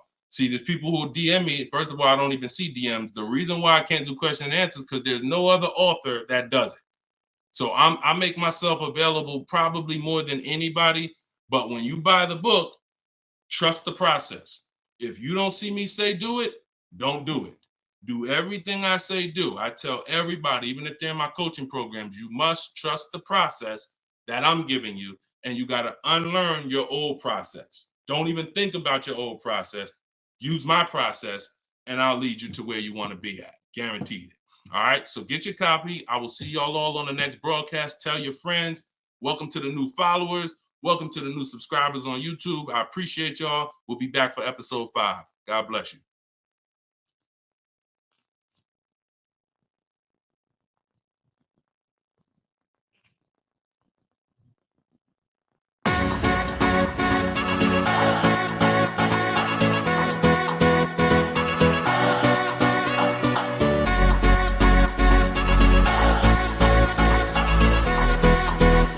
The worst possible thing you could say when you walk into a car dealership. I spent 5 years with Mercedes-Benz, 5 with General Motors, and the worst thing a person could say when they walk in is, if you could just get me to this payment, we got a deal. So your loan's probably still like 19, which means you got to pay to get out. You're upside down. It's called negative equity.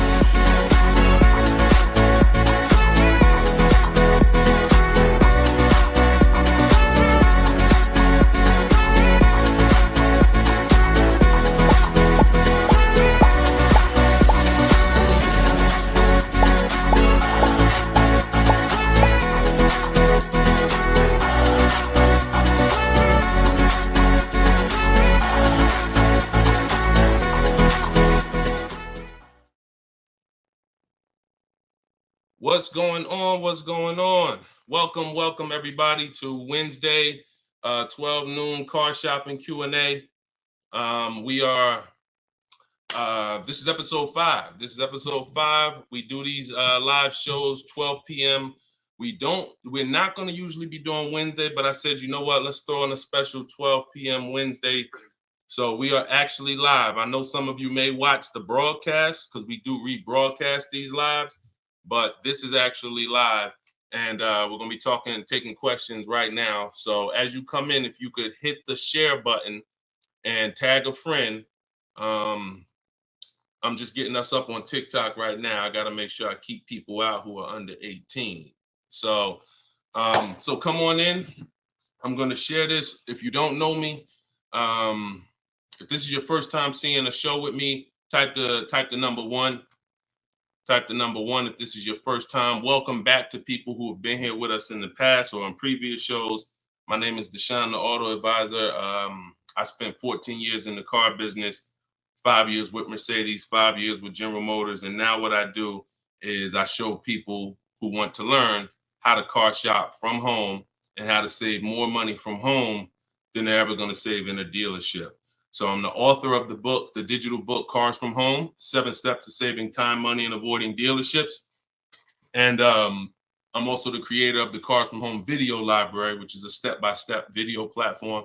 But anyone who's on here for the next 30 minutes, you can get a copy of my new book, Cars from Home, in my TikTok bio at 75% off. It's normally $97, but for 30 minutes, you can get it in my TikTok bio for 75% off, Instagram bio for 75% off.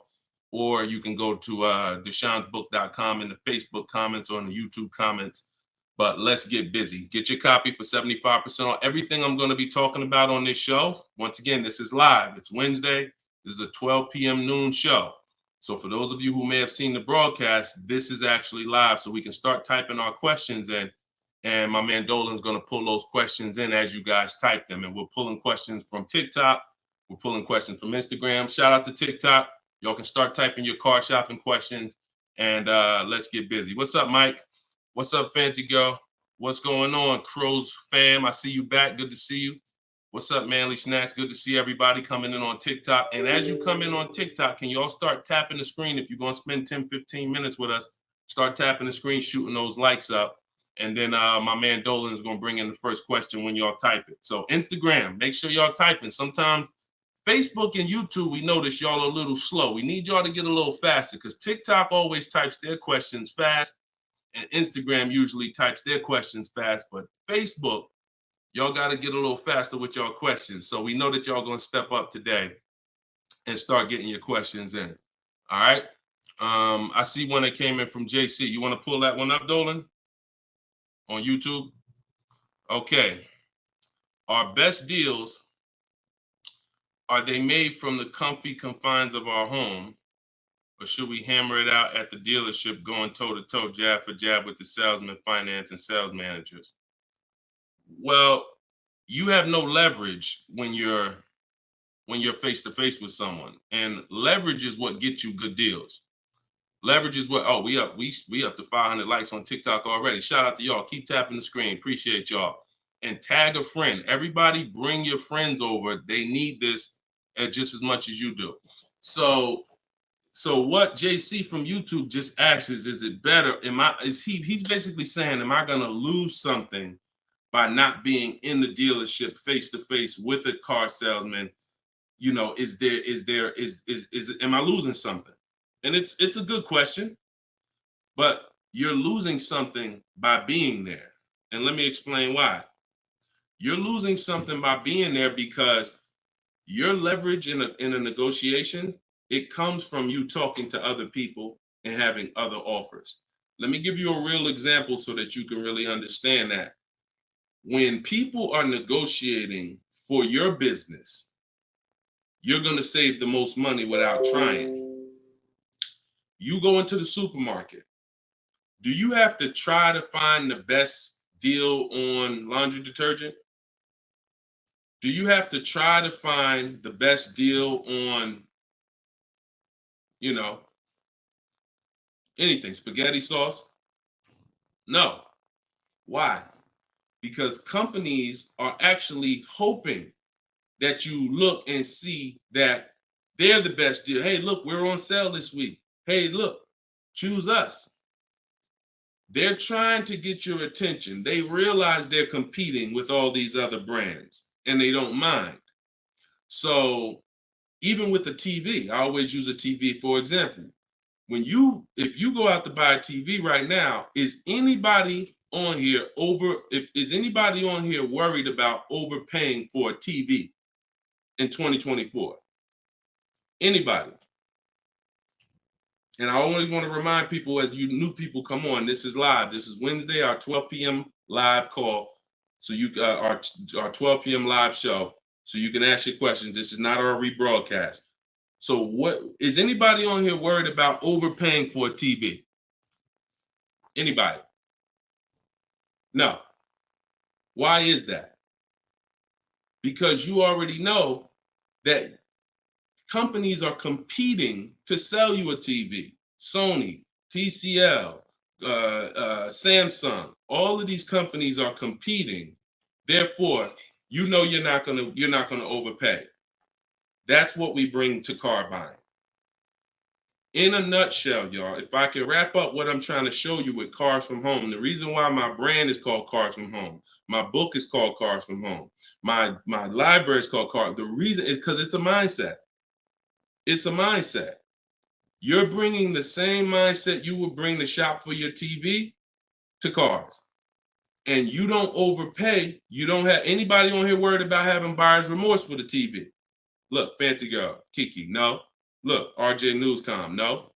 Look, look, Patrice on Instagram, no.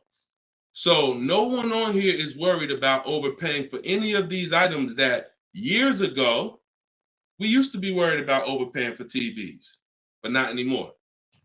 So when you start staying at home and getting multiple offers and kill your programming that the car business has programmed you into thinking that you need to go in, then you're going to see how much money you save quicker. Okay? Who's not a good negotiator? As you come on, I want y'all to answer this question. Who's not a good negotiator? I see you, Yayo. I see you. Okay, I see you, Fun Times. Welcome, Tone Bud. Who's not a good negotiator? Just type me if you're just, Deshone, it's not my thing. I'm not really, look, Crow's fan. No, I'm not. What's up, Tom? Julia? So all of these, look, John C. on Facebook. No. William on TikTok. No. All of these people are not yet. Danny on Instagram. So what I want to tell y'all is you no longer have to think you need to be a good negotiator to win with buying cars. You're going to start making people negotiate with each other. And that's multiple offers. So if you're buying your next car and it's a new car, you're going to get at least 5 offers from 5 different dealers. And if you're leasing your new car, you're going to get at least 5 offers from 5 different dealers while you're at home. And if you're buying a used car, you're going to stay at home. You're going to look at the entire used car market on all the marketplaces. I teach 8 marketplaces. You need to be everywhere a used car is. These are like if you were buying a TV, to continue to use that example, you wouldn't just be on Walmart.com, but not be on Amazon. You wouldn't skip Best Buy. You wouldn't skip PC. Wherever there's a TV, you would be. It's the same thing. And y'all are going to save more money than you've ever saved, easier. This is how you take control and have your confidence, and you are empowered. Okay? So that's the answer to your question, JC. You don't lose by being at home making dealers bid. You lose by being in dealers going one-on-one. Okay, great question. Shoot the next one up, Dolan. All right, this one is Mr. Martinez on TikTok. Do they require a credit check with the request? Now, that's a good question. They'll make you think they do. Whenever somebody requests your credit for a quote, just know that that's a tactic. This is why you don't want to be in dealers talking. Remember this rule. Never talk numbers for a car in the dealership. Okay? Never talk numbers in the dealership. You want to only test drive the car. Now, it's a little different with a used car. New cars, leases, never talk numbers in the dealership because you have no leverage there. It's continuing to go back. You have no leverage inside the dealership. Now, when you are requesting your quote, you're going to the dealership site. In my book, my book is called Cars from Home, 7 Steps to Saving Time, Money, and Avoiding Dealerships. Everything that I'm teaching y'all is out of one of those 7 steps. Now, when you get to the point where you're getting offers, we're not using third-party websites because dealers pay for those leads. We don't want dealers paying any extra money to a company to get in touch with us. We want to go direct to dealers' websites. This takes 20 minutes. If you do it my way, you're going to the dealers' websites. In my book, I have a link to the dealers, each brand. You put your zip code in and it'll pull up all the dealers. Now, as you go to these dealers' websites, you're doing a copy and paste. Copy and paste. And now, what are we saying in that first message? What we want, what we're looking for, when we can purchase. We're not talking about numbers yet. We just want to see who has a car. Now, once we see who has a car, now my strategy that I like you to start using, and some of you who have my book, you've used it already, is the 25 to 5. 25 to 5 is when you're connecting with 25 dealers online, and the goal is to get 5 offers. So, and the reason why we get 5 offers is because 80% are overpriced. So 4 of those 5 offers are usually going to be overpriced. That's when you know you did it right. So when we're getting our quote request, one dealer might say, I can't do it without credit. One of the things we say when we're requesting quotes for a lease is assume tier 1. Now, for those of you who are purchasing, not leasing, you're going to request quotes all in, taxes, fees, everything in. Now, there are people who are going to try to knock you off your game. Some of you know, if you have my book, I have scripts for everything they're going to say, because I used to have to use these templates. You're going to hear stuff like, oh, we need you. When can we get on the phone? Can we just have a quick phone call? My script for that is I'm going to be handling my whole process from home. I'm only going to be talking to the person who actually makes the best offer. And then you always end with a question. So you will always ask. You never want to end your communication online just end with a statement, because they're trying to get you on their agenda. You're trying to keep them on our agenda, which is you're either going to let me know what car you have. Do you have a car that matches what I want?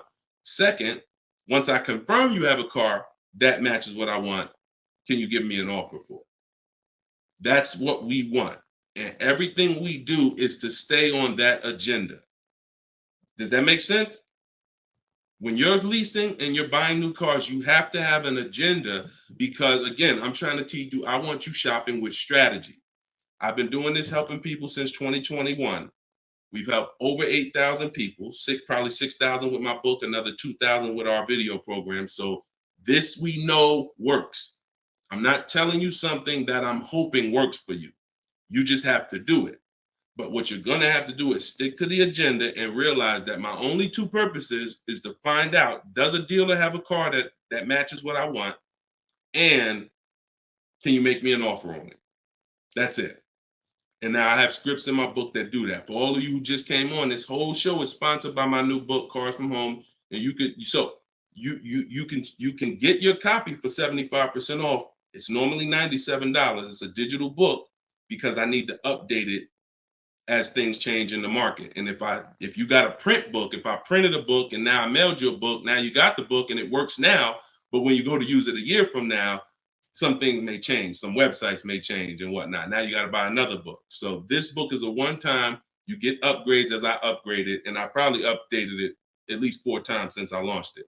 So get your copy for 75% off in my TikTok bio, but you only got 30 minutes. Once 30 minutes passes, it goes back up to $97, which is still a great price, by the way, because you're going to save thousands of dollars using it in my Instagram bio and my TikTok bio. So you're never getting to the point, Mr. Martinez, where you are giving a person an opportunity to run your credit, because everything you're doing is at home requesting information.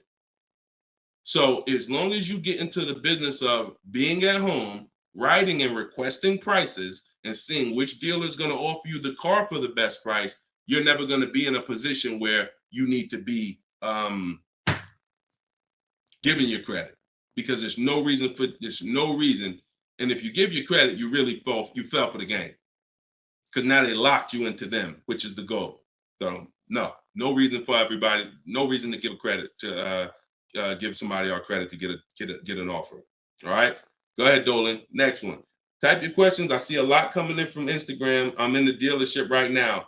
Vital on Instagram. Keep that up, Dolan. Vital just said I'm in the dealer right now. Now, if you're there negotiating, then you're never going to get the best deal. You're never going to get the best deal. Understand, y'all, I'm not playing games. For those of you who don't understand what we really do here, like, this is Greg right here. Greg used our strategies. He got a $56,000 Kia EV6 win. He got it for $527 a month on his lease, no money down. That's through bids. That's not through negotiations. Danielle's lease, $44,000 Audi A3. She got it for $550 a month, no money down. You know, this is on a purchase here. Sean bought, and some of you may have these cars and look at your payments and you're going to say, Dag, Deshone, I got that same car, man, and I ain't get that price. That's why I'm trying to tell you to listen. And like, we're not regular here. And sometimes I think, like, I'm not the public. I could be in the car business making $200,000-$300,000 a year if I wanted to. This is not God's plan for me. I'm trying to give you the game but you got to understand who I am. This ship has sailed. We've been doing this for thousands of people since 2021. If you just now here and you just finding me and you haven't used my stuff yet, like, you missed it, but understand, don't keep missing it. This Sean, he got this F-150 Lightning XLT, $73,000 truck, brand new truck. He saved over $20,000 getting bids my way. And the people who learn from me, they're never going back to the old way. They never going back to negotiating and deals. It only take one time for you to use what I'm telling you and see how quick you buy cars and see how much money you save to realize, oh shoot, I'm never going back to that old way of car shopping again. All right. So if you want to do it, you need to leave that dealership. Unless you're just there to test drive, that's different. So Instagram. Considering leasing a car, but feels like it will keep me constantly having a car payment if I choose to keep leasing at the end. Could you please explain the strategy to leasing versus financing? Absolutely. So when you're leasing, so this is a great question. Somebody said, look, if I lease, I'm going to always have a car payment. That's absolutely true. And so there's two totally different ends of the spectrum, y'all, when we look at how we acquire cars and get the best deals on them. One is a lease. My goal is to drive a new car, always under warranty in most cases, except if I'm a high mileage driver. I'm paying pennies on the dollar compared to somebody purchasing, like that same car that Greg got. He's paying $527 a month.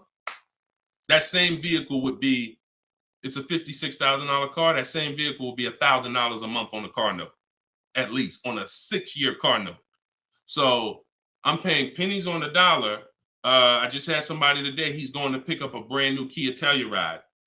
He got a payment of in the 400 range of $42,000 Kia Telluride.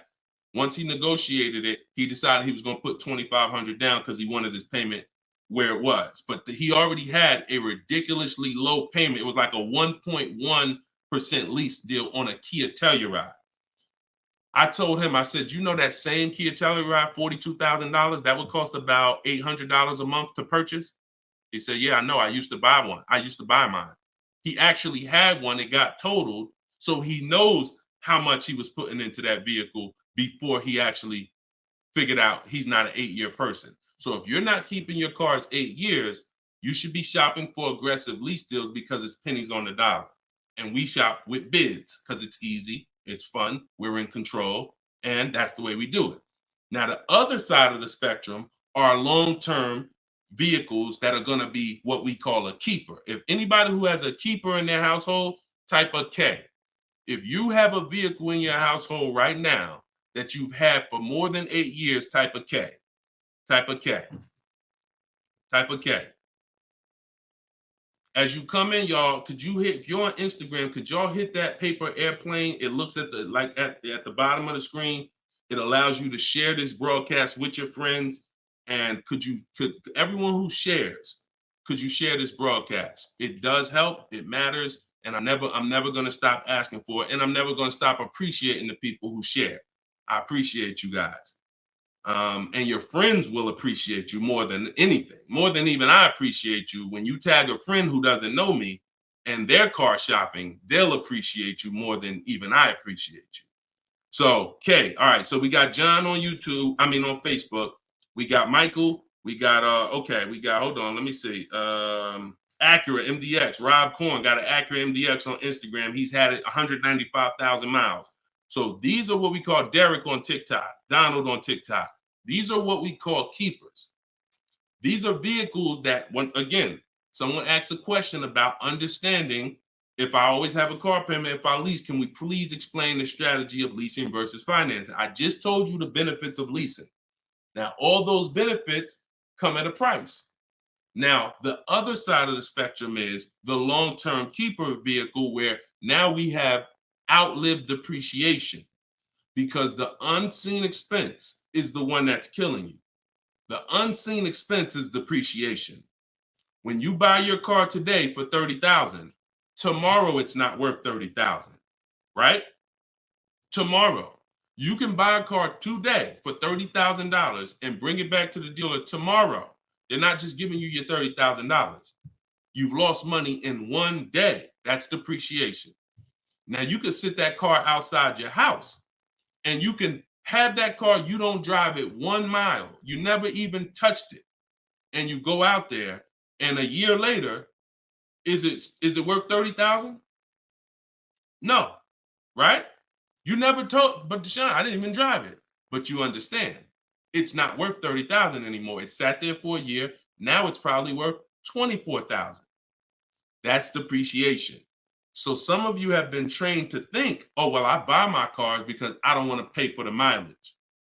What I'm trying to get you to understand is when you understand depreciation, you're going to see not only do you pay for the mileage, whether you buy or lease, you pay for the car whether you drive it or not when you buy. Does that make sense? Type clear if y'all are clear so far on this, on these principles. Because it's bad information that's been fed to you for all these years that, oh, you know what? I like to drive as much as I want. Oh, I like to do everything and I don't want to pay for mileage, so I'm going to buy. But what you're seeing now is, oh, shoot. If I drive no miles, my car's worth less. If I drive average miles, my car's worth even less. If I drive high miles, my car's worth even less. Depreciation. It's the unseen expense. So now our goal with purchasing the right way and picking whether I'm going to shop for great lease deals or whether I'm going to be a long-term keeper is to avoid where the depreciation loses us the most money. The most money. Look, right here, 3, 4, 5, 6 years, you're losing the most money.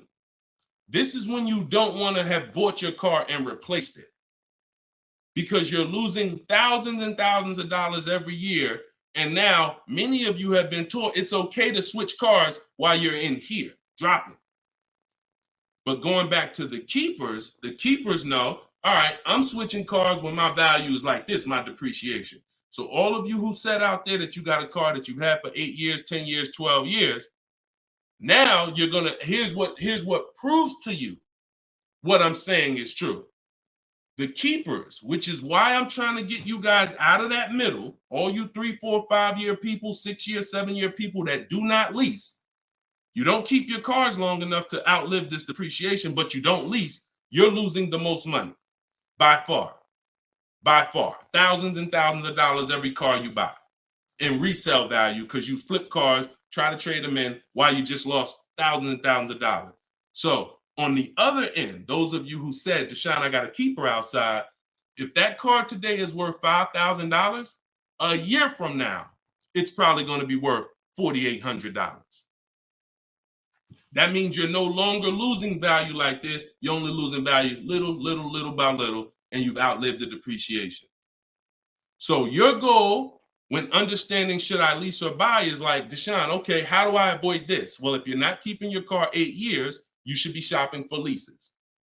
Everyone who told you otherwise was wrong. I'm not going to say they were malicious, but they were incorrect. And unfortunately, I call them confidently incorrect. Dangerous. Dangerous.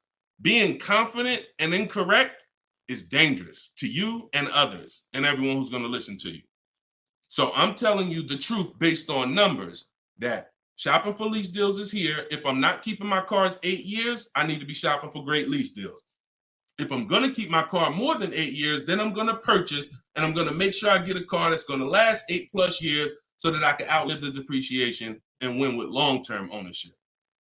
But I'm not stuck in the middle. Clear? Clear?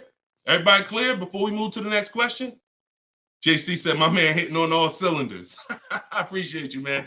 This is what we do, man. I've been doing this since 2006, man. I'm not new to this. I've been helping people save money on cars and make dealers bid for their business since 2021. And that's what I'm known for. Here in New Jersey, people know when I had my brokerage, Deshone is the person that helps people save money if you listen to him. If you don't listen to me, God bless you. I wish you the best. All right, so for all of you, cue the next question up, y'all. For all of you who just jumped on, this whole show is sponsored by my new book. Everything I teach is out of my new book. It's called Cars from Home, 7 Steps to Saving Time, Money, and Avoiding Dealerships.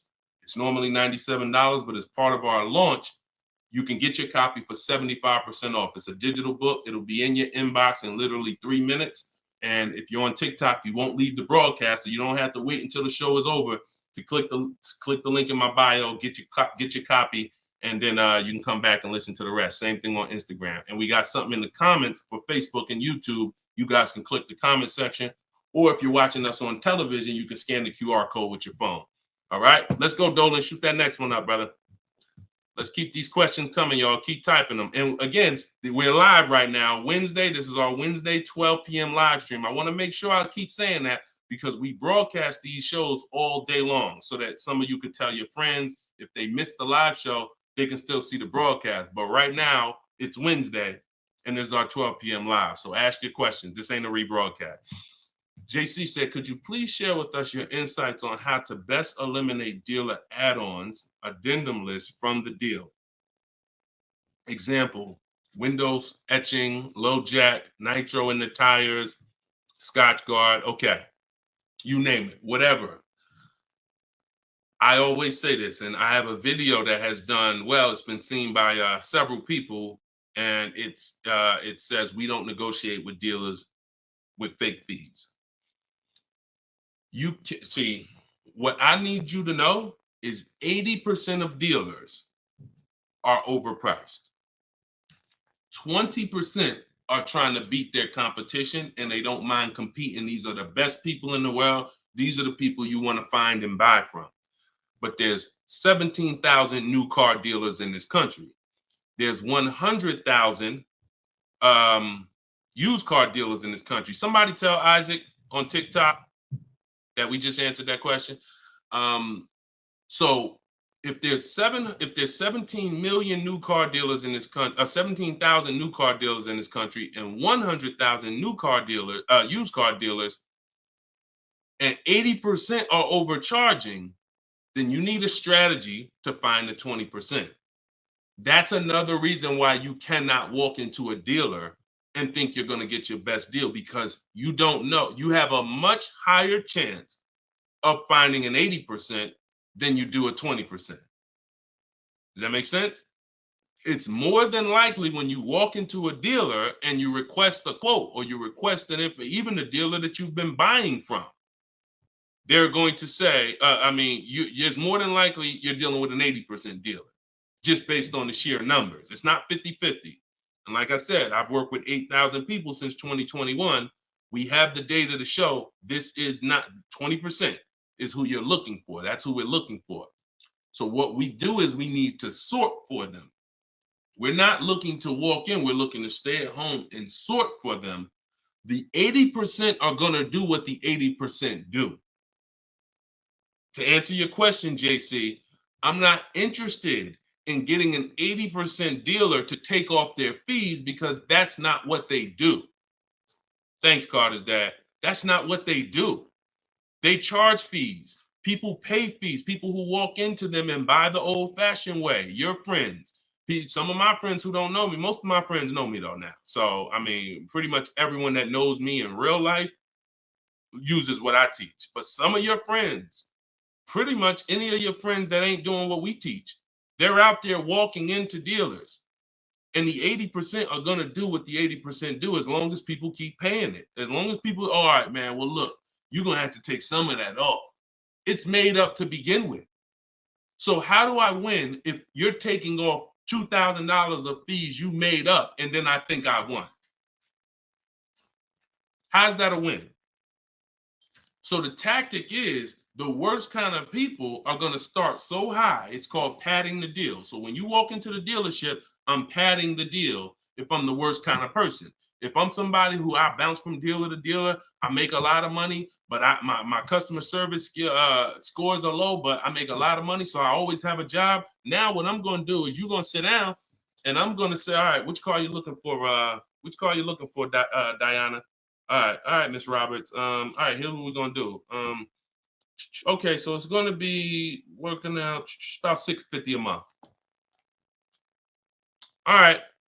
Shoot, that seems kind of high. Here's the problem when you're in a dealer. You don't even know if $650 was the right starting point. Maybe the real starting point was supposed to be $550. But I'm going to start you at $650 because I know psychologically you need to think you won. See, pay attention to this. Pay attention to what I'm telling you. Selling you a car, the way the car business has programmed you, it's not about you winning. It's about making you think you won. It's a psychological game that car salespeople are trained heavily for. So when you come in and I tell you it's $650, or when you look at that car and you see it and you're like, the window sticker says 42, but when we sit down and I say, okay, we got this fee and we got that. All right, so asking price is $45,700. And you're like, wait, but the window sticker says 42. But yeah, these are the add-ons that we have. All right, now I'm starting so high that I can take off money to make you think you won, and I still end up winning because I really didn't take off anything.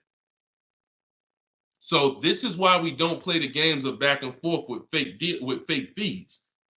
What we do is we sit at home, we get bids, if we're looking at pre-owned cars, we're looking at the marketplaces, we're narrowing it down because my strategy for shopping for used cars is different than new cars.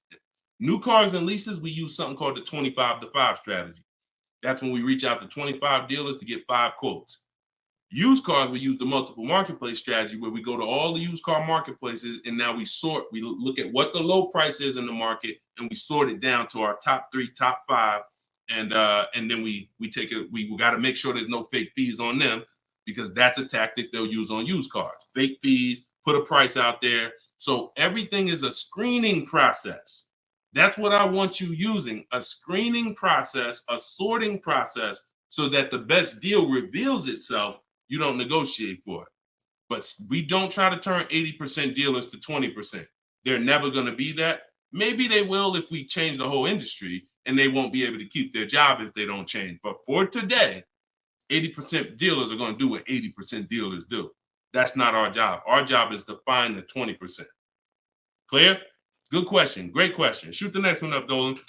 We're live, y'all. This is Wednesday. This is episode 5 of Car Shopping Questions and Answers. We don't usually do a live show Wednesday. It's usually Monday, Tuesday, Thursday, and Friday at 12 and 3 Eastern time. So that's the schedule. If you're like, man, Deshone, I want to make sure I tell my coworkers, I got people in my church, they need to see this. Tell them Monday, Tuesday, Thursday, Friday, 12 p.m., 3 p.m., we're here live. But all day long, we rebroadcast these lives so that even if they miss it, they can watch the show and watch the rebroadcast. Go ahead, Dolan, shoot the next one up. What if your car is damaged and you want to trade it? Okay, great question. And what you'll notice is a lot of people are going to ask the same question you have because many of you are in the same situation. So what if your car is damaged and you want to trade it? It depends on how bad the damage is affecting the value, in my opinion. So let's say you have a vehicle that is barely drivable. You're selling it in its worst condition and it's making, example, let's say you got a BMW, older BMW, the transmission's slipping or the transmission's out. It doesn't drive or it needs an engine. Something where literally the integrity of the car is totally compromised. That car is almost worthless. That car is going to be worth $500, $1,000, depending on the year, the mileage, $1,500. Meanwhile, if you put a used transmission in, this is why I'm an advocate. I preach you should always have a great local mechanic, a great local service shop in town that you use when your car has no warranty left. You must have this if you truly want to win, because these guys are usually 30, 40% of what a dealer is going to charge because they don't have that overhead. So what I'm doing, if I got an older BMW, no transmission, a Nissan, no transmission, I'm going to get a transmission from a salvage yard and get a used transmission, a used engine, pay $2,500, drop that in, and then sell the car like that. And I can tell you that that's what my father did. Like my father bought a GMC Envoy in 2009, maybe 4 years after he bought it in 2013. So it was 4 years old when we got it for him. Then maybe 3 years after that, the engine went. So he got a used engine. He's been driving that car since like 2017 with the used engine, and he's getting ready to sell it, and he'll probably get $4,000 or $5,000 for it on Facebook Marketplace because he's a low mileage driver. So you see how literally he could have went from switching a car when it was in its worst condition, taking a loss for it, versus investing the right money with the right person, getting the right engine, right transmission, drives it for a couple more years, and then can still pull a couple $1,000s out of it. Y'all clear? Y'all see how? Y'all see how? Type dollar signs if you understand that. That's the win right there.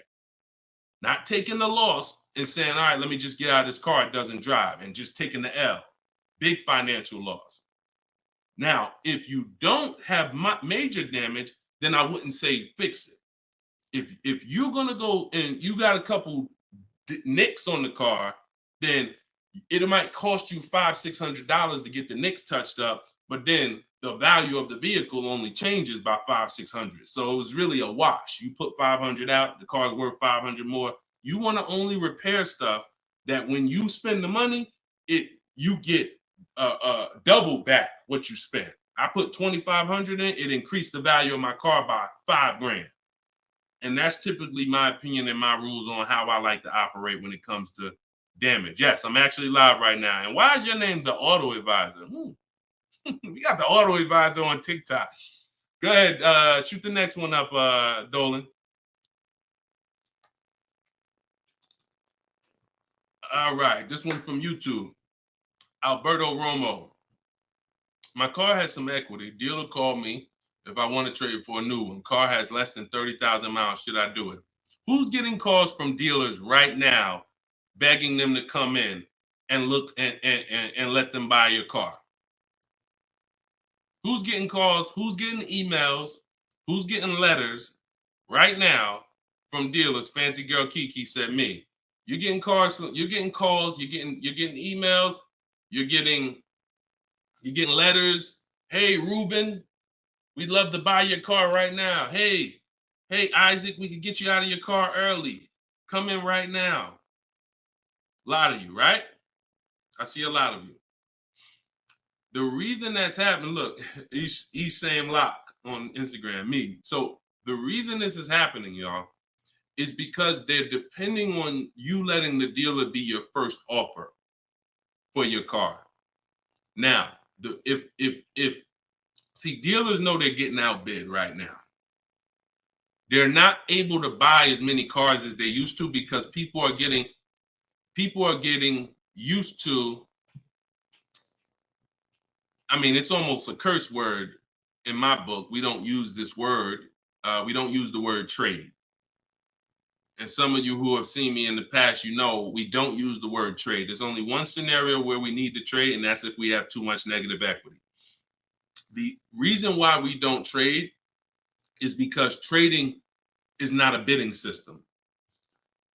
There's 3 transactions that you've been trained to give to a car dealer. One is buying a car from them. That's its own transaction. I bought a car from you. The second is getting the loan from them. That's another transaction. I got a loan from you, because there's other companies out there that only give loans. They don't even care if you buy a car. They don't sell cars. They give loans. That's a clue that there's money in the loan business. Now, the third transaction is people who want to buy your car. When you give your car to the same dealership, you gave them your old car, that's one transaction. You gave them your loan, that's another transaction. And you gave them the purchase of a new car from them. That's 3 transactions. And most times you didn't get bids on any of them. That's how you're losing money. You're probably losing $2,000 here, probably $1,500 on the loan, and then maybe another $1,000, $1,500 on your car that you gave to them. Hidden money. See, I'm not just here to teach you how to car shop from home the right way, strategically using my system. I'm also here to reveal to you the hidden money that you haven't seen in your car deals. So you got to stop doing combining transactions. That's why we don't trade. We get offers in my book, step 2. My book is 7 steps. Everything I teach is 7 steps. Those 7 steps won't change. First step is most important question. That's leasing versus buying. How many years you keep in the car? Second step is equity assessment. I need to get offers for my current car, my current lease, see if I have any equity, see if I can break even, or see if I have negative equity. Third step is deal structure. I need to find out how much this car is supposed to cost if I get a deal on it. I'm budgeting for a deal. See, we don't budget based on how much I could afford. I'm budgeting, I'm looking at a car if I'm going to lease and saying, if I'm leasing, this is what a good deal would be on this car. I'm budgeting if I'm purchasing, this is how much I'm coming up with. Watch this. Many of you go in and you've been, I only want to spend no more than $500 a month. Or hey, I only want to spend no more than $30,000. You end up spending $570, or you end up spending $31,500. Or they say, hey, yeah, we got you to $30,000, but what about the taxes? All right, well, I guess I'll just put that on the credit card. So you end up going over budget because you shop with your max budget in mind. We never shop with our max in mind. We shop with multiple goals below our max so that we always, no matter where we land, we're under our max budget. That's step 3. Step 4, we do something called shopping, not buying. We don't mix the two with my system. Shopping is deciding what you want.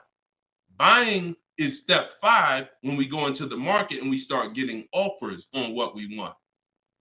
But when you get to step 5, you're in the market getting offered. Step 6 is paperwork and protection. All that paperwork that you need to know. All right, do I need this product? Warranties, all of that is step 6. And then step 7 is delivery.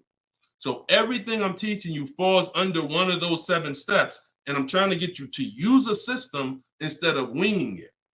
If you don't wing it, you'll be fine. But step 2, Alberto, is the equity assessment, where you're getting offers to find out what your car is worth. You can give the dealer an opportunity later to beat it, but you need to know. That's why we don't respond to those. Hey, come on in. Let me look at your old car. Let me buy your old car. Hey, come on in. Let me see. You need to call your bank for a payoff, and you need to go to CarMax, Driveway, Carvana, Kelly's Blue Book Instant Cash Offer, AutoNation, Sell My Car, Car Guru, Sell My Car. Take you 20, 25 minutes to do your equity assessment, and you got real cash offers that you'll know if I have equity in my car, and you'll know these people can cut me a check in an hour. And now let me go prepare to shop for my replacement car because these companies already bid on my old car. Type clear if y'all are clear on that.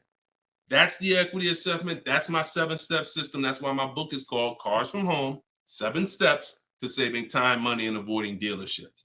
All right. All of you could get a copy. You could get your copy for 75% off. It's normally $97, but as part of our launch, you can get it in my TikTok bio for 30 minutes for 75% off. Once the timer goes back up, once the timer expires, it's back up to $97. So get your copy before the timer runs out. Same thing with Instagram.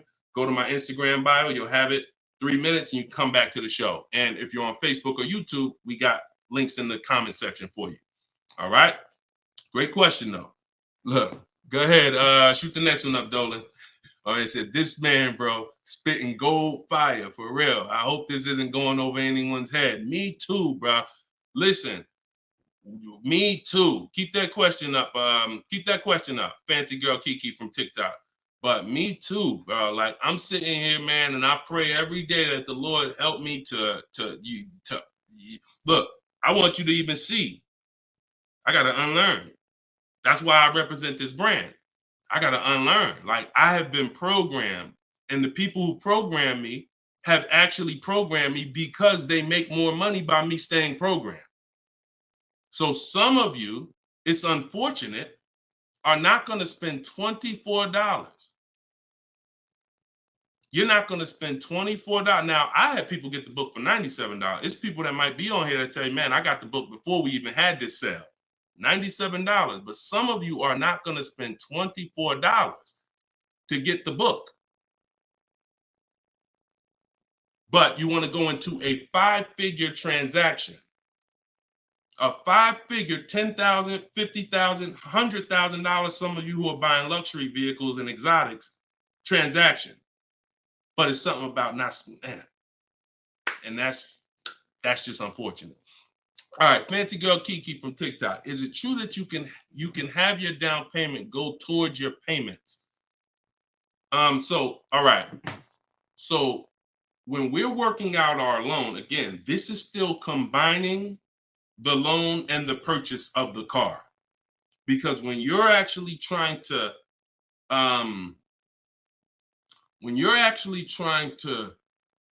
figure out and hope your down payment goes towards the payments and actually goes towards the car versus you basically just giving it to the dealership or maybe losing it to, not going to the car, you're mixing. Because when we're shopping, we have loan. When you buy your car, if I'm financing, right? Give you an example. When I bought my Infinity truck, I'm shopping for the car. Once I get the car, now, and I use my perfect budget calculator. It's in my book. It's a calculator I created. See, that stuff I can't even explain on this show. I can't explain how a calculator that I created works. It's a surprise when you get there, when you read and you're like, oh, this is a calculator. I've never seen nothing like this before. I know, because I made it. And I got like 5 of them in there. So, but when you're trying to do what it does, I can tell you how to do this manually to some degree. When you got to know what you can spend. That's why we have that budgeting exercise where in order for me to be at a $450 a month payment, I can't get any more than a $22,000 loan. If I get more than a $22,000 loan, then I'm going to have more than a $450 payment. So now you might say, okay, 6 years though, because if I go 6 years on the loan, then maybe I could get like $25,000 depending on my interest rate. But I need to know how much car I can buy based on where I want my payment to be. So now once I establish that in a budget exercise, you can do that with some calculators online, try to, but you have to account for taxes. The reason why these calculators don't work well, because they're not going to account for the taxes. They're not going to account for, any down payment you want to put in, and they're not going to account for any equity you may be getting. And then they're not going to give you these goals for, all right, a 5-year loan or a 6-year loan is 2 different prices. $450 a month for 5 years is not the same as $450 a month for 6 years. If I get a car at $450 a month for 5 years, I got a better price on it than if I got it for $450 a month for 6 years. So these are the things that you kind of got to have in your budget so that all right, this is how, because it does me no good to know that I could go and spend $35,000 on a pre-approval. What does that do? How does that equate to what I can actually spend? I don't want to spend $35,000. That's a $700 a month payment. So, but once you establish the budget on how much I can spend, now you go find the car. So I'm shopping for the Infinity, and I'm shopping knowing all of these cars are within my budget. Now, when I actually get the car, now what I'm doing is going and I'm finalizing my loan and having multiple dealers, multiple banks and credit unions give me offers for my loan. Everyone can run my credit with a hard pull because I'm within the rate window where it's not going to affect my credit negatively. It's only going to weigh as one hard pull. I know you have heard, oh, don't let all these people run your credit. If you do this right, according to how you're supposed to rate shop, you can Google rate shop. In fact, I'll show you right now. I'm going to share my screen so y'all can actually see. See, it's the information you don't know that's costing you. It's the information that you don't know that is costing you. Look, if I go to Google and I type in rate shopping, Experian has a whole article. Let me know if y'all can see my screen. Hold on. Oh, wait, hold on. Entire screen. Look. So I go right here. Rate shopping. They have a whole article about how to properly rate shop. And let me see. Look, the FICO score window is 14 to 45 day period, depending on which version is used to calculate the score. So we do it in 2 days. We do it in 2 days. So we don't even use the 14-day window. That's why we don't let anybody run our credit with a hard pull until after we already find our car. So now you come in and you are I'm letting all these people run my credit to get their offers for my loan, their offers for my interest. And then what I'm doing is whoever makes the best deal there, I'm calling the dealer and I'm giving the dealer an opportunity to beat it. because the dealer has another 7, 8, 10 banks that they might, okay, there, let me see if I can beat that because I like to earn the business. And that's what I call the bank bidding war blueprint. So I'm putting that when you get my book, you actually get the bank bidding war blueprint because I haven't combined it with my book yet. It's going to take me probably about 30 days to combine it into my book. So I just send the book and I send the bank bidding war blueprint. That strategy right there is called the bank bidding war. So we're not worried about if our down payment's going to go to the car because our loan is always worked out with the bank, not with the dealership. Okay? Separate these things. When you start separating these things like I want you to, you're going to see I can't get into the same trouble I used to get into. Okay? Go ahead. Shoot the next one up, Dolan. Great question. Are you even actively selling cars or are you just selling books now? No, we're all in the education business. I haven't sold cars since 2020. TikTok, what's the best way to approach a used dealership? From home. All the marketplaces. So you don't want to, if you're shopping for a used car, you cannot afford to miss a place where a used car is. What does that mean? Car Gurus, Auto Trader, Carfax.com, CarMax.com, Carvana, Driveway, eBay Motors. There's 8 marketplaces that we use. Vroom used to be on there, but Vroom's out of business now. So, and we don't use, people will say, why don't you use Auto Tempest because it pulls inventory from all that. We don't use a third-party site because what it's doing is pulling, it's not going to pull all the inventory because no one's going to give this third-party site permission to just pull all their inventory and now people start going to the third-party site instead of coming to them.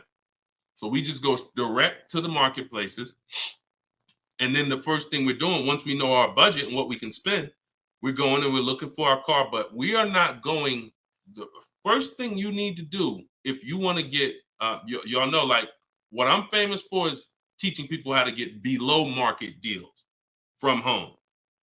Below market deals. When you're getting below market deals, you have to realize there's 2 other categories of most people paying. Some of you have been paying market value. Some of you have been paying above market value. So below market value means there's 2 categories that we want to buy below what they're paying. Okay? So we got to have that in our mind. Below market. Like when you look at Eddie. Look at Eddie. This is 2023. This was last year. Still coming out of low inventory. He got a 2023 Camry hybrid. And the hybrids last year, they were on fire. On fire. Like, so they were still charging $2,000, $3,000 over sticker price for the, he got $2,086 under MSRP getting bids. That was his lowest bid. Okay? He said I had a 1-week window. So those of you who are like, Deshone, I need a car in a week. When you get bids, it ain't nothing. He said I actually completed the process in 4 days. So below market deals where people are paying sticker price and they think they won. You know what? Hey, you know what? The best deal is, at least I didn't get a markup, sticker price. Now, let's get back to approaching the used cars. When we open up when we get in used cars. Oh, wait a minute, yo, banana dad, you funny, man. So when we get in used cars, so our goal before we could get a below market used deal, we have to know what the market prices are. So when we open up those marketplaces, the first thing I want you to do is look and sort from lowest to highest prices on all of them. Lowest to highest prices. Well, the first thing we actually do is start an account. You want an account because we want to get alerts of all new inventory. So we start an account on all the marketplaces that we can start an account on. Now we're going to look and sort from lowest to highest, and we're going to look and see what the low side of the market is. Low side of the market, low side of the market.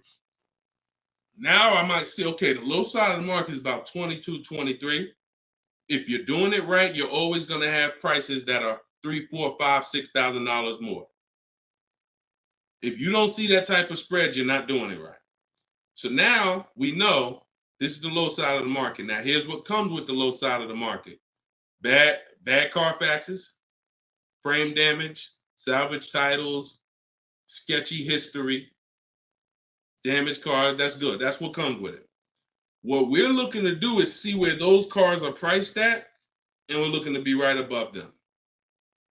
And from there, we have a particular system of how we're going to sort based on title history, service records, extremely important. We will not buy a used car without great service records. Then we go to accident history. There's a couple different types of accidents: serious accidents, airbag deployed, vehicle towed. All of this is serious accident. I appreciate you, JCAA. Shout out to the sharers on TikTok.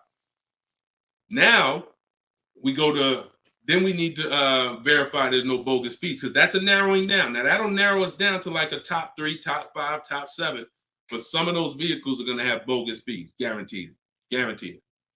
And this is not always happening day one. That's why I don't want you waiting until you need a car to go shop. I want you in the market early, a month, 2 months, 3 months before you need a car, so that you can watch the market. And when you can watch the market, you have much more leverage. You have much more flexibility. You can say no. You can see where the price trends are, and you can get alerts. Many times, it's the alerts of the new cars that's going to be the car you take down. Because once you know the low side of the market, now you're getting alerts. Every new car that hits the market, boom, soon as it hits, I can look and see, oh, that's priced on the low side. Now I look, oh, shoot, frame damage. Oh, shoot, salvage title. Oh, shoot, whatever. And eventually one pops up and you're like, oh, good Carfax.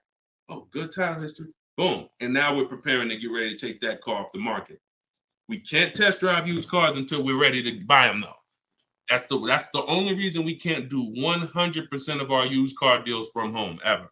New car deals, we've had people throughout, use my book, in my course, 100%. Dealer delivers the car. That can happen. New cars and leases, 100%. Used cars, we can't. You must go to the dealer. You must see the car. You must drive it. And then that's when you're taking that deal across the finish line right then and there. Okay? That's a overview of what I call my multiple marketplace strategy. If you do that, you win. I mean, there's no guarantees in life. So I'm not here to guarantee, but I am here to say, you haven't had strategy. When you're using strategy and boundaries, you haven't had boundaries or strategy. You add boundaries and strategies to your car buying, 99 times out of 100, you're going to win more than you used to win. All right? Go ahead, Dolan. Shoot the next one up. Does your book teach how to sell and grow? I don't really know what that means. Sell and grow. This one's from TikTok. Do I get a discount for paying cash for a car? No. I know a lot of people told. Who was taught you get a deal for paying cash? Type a dollar sign if you were taught you get a better deal for paying cash. I got the book, the cheat sheets, awesome. Service connected. Don't use the cheat sheet. If you got the book, scrap the cheat sheets. The book is the nuts and bolts. The cheat sheets is an overview. I see you though. Use it. Win. So, all right. So you got Gina VL. You got I don't want to butcher your name, so I'm not even going to try. I see you on TikTok, though. I see Cozy Boy Nesto on Instagram. Okay, Monty. So my question was, who was taught you get a better deal by paying cash? All right. Now, I said type a dollar sign if you've ever heard this. Now, I don't want you operating with bad information. Let me tell you where this came from. And remember what I said earlier in the show. Earlier in the show, I told you, the car business is not about you winning. If you win, great, but it's about making you think you won. And I can only make you think you won based on what you tell me you need in order to feel like you win. So if you come in and say, listen, man, I'm paying cash, man, y'all got to do something better for me. I'm not going to sit here and tell you, well, you don't get a better deal for paying cash. Now, I would tell you, listen, I'm going to be honest with you. You can get this price whether you pay cash or not. So like there is no, but somebody who's like not going to be willing to go and tell you that, they're going to make it look like, all right, I got to make you think that the deal I'm giving you is because you pay cash. This originated from when dealers used to finance cars. There are still people, and you may be one of them, who think the dealer owns your car after you get it. That's why there are people who say if they can't afford a car, they say, man, I'm gonna get a dealer back their car. It's not their car anymore. Unless you're dealing with like a buy here, pay here place where they're actually extending the loan to you, it's not the dealer's car anymore. But back in the past, dealers used to extend loans. They would hold the financing. So if you offered them all the money up front, it was an incentive for them because they knew it guaranteed they get the money now. And it also saved them interest. It saved them, if they were holding the note, then they're still technically paying for that car. And they're like, okay, I could save you another $1,000, $1,500, because you're going to give me all the cash up front. It's not like that anymore. It's not. Literally from the time you leave, the dealership is funded in full in hours.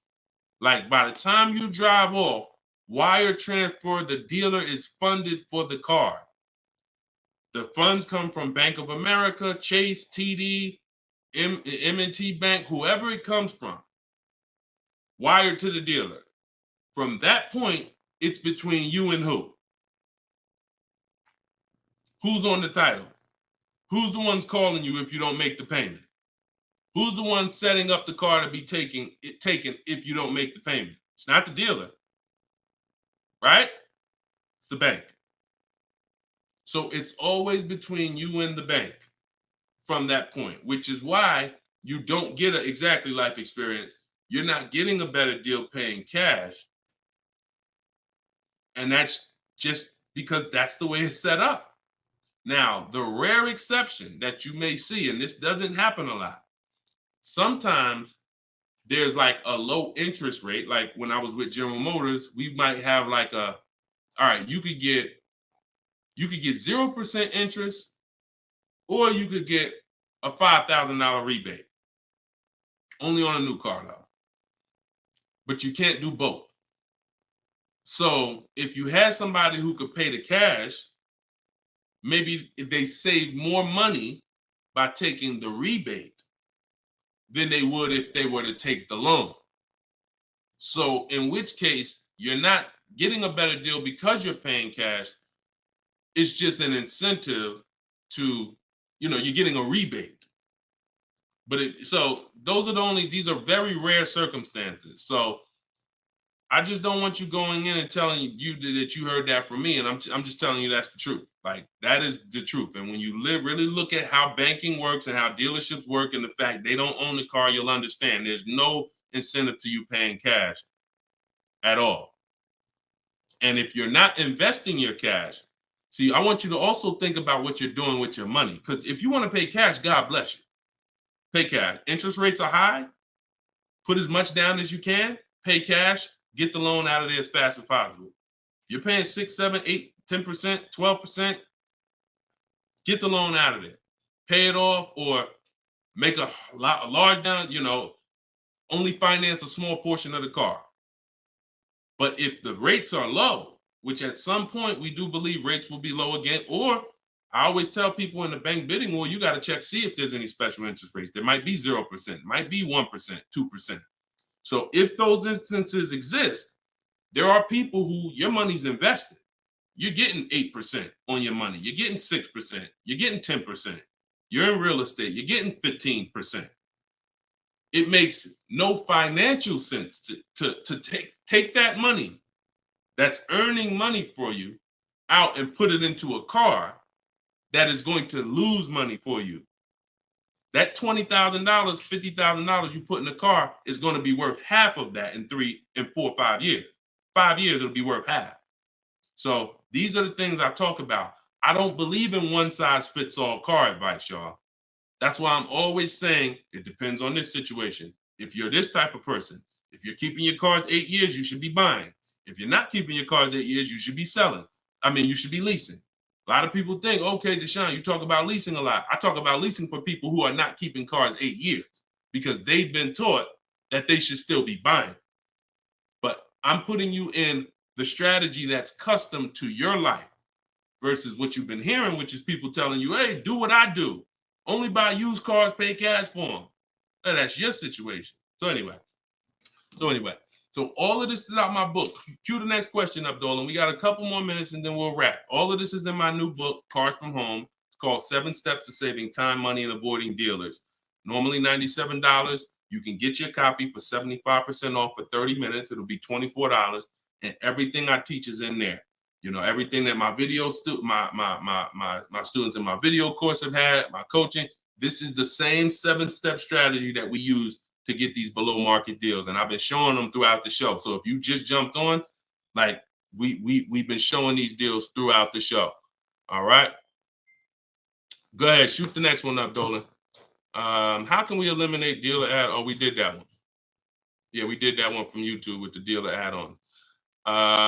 This one's Dakota from YouTube. I have a Malibu Chevy, still drives good. However, the dealer's banged up as well as a few scratches. The door's banged up as well as a few scratches. I mean, if it's cosmetic, if it's banged up, I wouldn't worry about the few scratches because the few scratches is really what's normal. And you know, people expect you to have normal wear and tear on the car. Some people think, hey, if I have a, you know, even with leasing, you're allowed to have wear and tear, a couple nicks, dings, they allow that. They don't expect you to bring the car back perfect. Same way with this. But if it's a big dent that would be an eyesore and you can get a company like Dent Wizard or something like that to come pop the dent out, then I would do that. That might be $200, but it might make a buyer pay, you know, $1,000 more for the car. Because if I come and I see the doors banged up, I probably want $1,000 off depending on what you asking. But if I come and see you done smoothed it out, now you could ask, and I'm less like, you know. So that stuff that you can put a little money in that gives you a bigger return when you go to sell a car. Okay, in my opinion. Okay, show and tell. I have the book. Is Maps Academy different? Yeah. Maps Academy is my video program. The book is the 7 steps. I have a video library that's 7 steps in video, and then Maps Academy is, you know, my video program, and I coach people. So we do these Zoom calls, so we make sure we answer questions. So I always say, get in where you fit in. You know, get in where you fit in. I don't care how you get the information. Get the information. You want to get it from my free videos on social media. You want to cycle through those. I got hundreds of them. Piece things together. Get in where you fit in. You want to be on the live show. Try to piece it together. You want to get the book. You want to be in the video library. You want to coach with me. Whatever. That's what I'm saying. It's no excuse. It's no excuse for any of you not to be getting below market deals when the information exists. And it's thousands of people that testify about me. I'm not new here. We got over 2 million followers. If I wasn't helping people, it would have been out by now. Somebody would have wrote by now, oh, this guy don't do what he said. I got thousands of people around this country, testimonials, hundreds that we done just grabbed, boom, boom, emailing us, yo, look at my deal, look at my deal. So it's just, you are just now discovering what we do. But understand, we've been doing this. All right. All right. All right. Go ahead. TikTok. What would be the sweet spot year in buying a used large SUV, Suburban, or Expedition? Much as you could afford. You see, so when you look at quality, this is why I like to have multiple goals. Because what I like to do is I like to have a goal, right? 5-year loan, no down payment. That's one price. 6-year loan, no down payment. That's another price. 5-year loan with the money, you know, I might say, okay, if I have to, I can put $5,000 down. You know what I'm saying? Some of you, that's realistic. That's how you look at it. Man, if I have to, I got $3,000 I can put down. If I don't have to, I don't want to. That's why when you use my perfect budget calculator, which is in my book, step 3, when we're budgeting, we're deal focused budgeting. here's what you want to know. If I want to be at $450 a month, how much is $450 on a 5-year loan? No money down. All right, that's one purchase price. Now, second tier, $450 a month, no money down, 6-year loan. I told you I pay more if I had $450 for 6 years than I $450 for 5 years. So that's the next step up. Then I say, okay, 5-year loan using my down payment money. And then my max budget would be 6-year loan using my down payment money. But understand, I'm still under my max budget. I don't care if I have to go, and then we have another step where some of you have an old car. You have an older car, you're going to be selling it. You got 3,000 equity, you got 5,000 equity. That's also in there. So then it'll be no down payment, no equity. No down payment, no equity, 6 years. Down payment, no equity. Down payment and equity. See, all of this is below my max budget. Once I do a 6-year loan, my down payment and my equity, I'm not mad because I'm still under my max. Now, if I go above that now, if I wanted to do 5 and now I'm doing 6, or if I want to do $450 a month and I'm doing $480, now I've gone above my max budget. So my system for purchasing, we use this for new cars, used cars. Anybody who's getting a loan, this is what we do. This is in my book. My calculator generates those 6 goals for you. So when we say sweet spot, my first target is that first goal. That's my first target. When I went shopping for my Infiniti, I was looking for a car under that first price. Couldn't find it. Jumped up to the next tier. Couldn't find it. Jumped up to the next tier. And it was my 4th goal is where I found this one at. But I still had like $4,000 or $5,000 more that would have kept me below my max budget. So that's how you want to do it. Shorter loans, no down payment. Longer loan that I'll take is 6 years. I never recommend anything longer than 6 years. And then we start adding those resources that we have to it. And then once we tap out at the top, that's our max budget. 6-year loan, the most down payment money. And then if I have any equity from my car, I'm putting that all into the deal. And then as long as I find a car in any of those, and that's usually like a $10,000 to $15,000 spread, depending on, how much resources you got. That's a couple $1,000s right there. So that gives you the room to bump yourself up without letting a car dealer bump you up over your budget. All right? That's why it's called the perfect budget calculator. And I invented it. All right? Praise the Lord. Listen, I appreciate y'all. We've been on for about an hour and 15 minutes. We do these shows live Monday, Tuesday, Thursday, and Friday. Wasn't going to do one today, but you know what? I said, it's Wednesday. Let's jump on. Let's do a live. Let's get some questions. Let's get as many as we can. But this is what we do, y'all. You could tell your friends 12 o'clock and 3 o'clock, Monday, Tuesday, Thursday, Friday. You can meet me live on any of my platforms, Facebook, TikTok, Instagram, or YouTube. And we'll be doing this live Q&A to make sure you guys get what you need to save money and get below market car deals. That is the goal. So for those of you who like Deshone, I appreciate the show, but I want everything in one spot, man. I don't want to even have to come back to this show anymore. That's all in my new book, Car Shopping. It's called Cars from Home, 7 Steps to Saving Time, Money, and Avoiding Dealerships. You can get it for 75% off in my TikTok bio.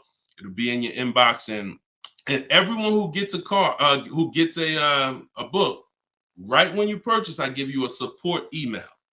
So on that last page, you'll see a support email. If for some reason I don't give the support email out to the public because people just be emailing me with questions and all that. I don't do DMs. I don't do none of that because we got too many people to be doing DMs and all of that. Once you purchase this book, you get a support email. If for any reason your book doesn't arrive in 5-10 minutes, check your spam, check your junk folder. But if it's not there, then email us at support and we'll make sure we get you a copy right to you. All right. So use this information, get your book for 75% off. You won't pay the full $97 in my TikTok bio, in my Instagram bio, or in the comment section on YouTube or Facebook. We got a link in the comments for you, or you can scan the QR code. But that's what we do, y'all. Below market deals. That's the goal. Keep unlearning, keep relearning. I appreciate you. All right. See y'all on the next live.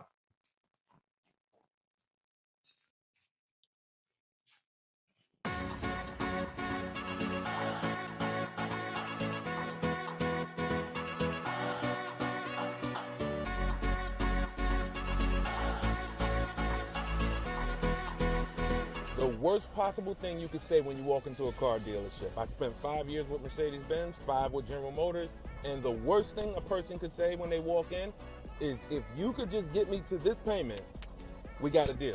So your loan's probably still like 19, which means you got to pay to get out. You're upside down. It's called negative equity.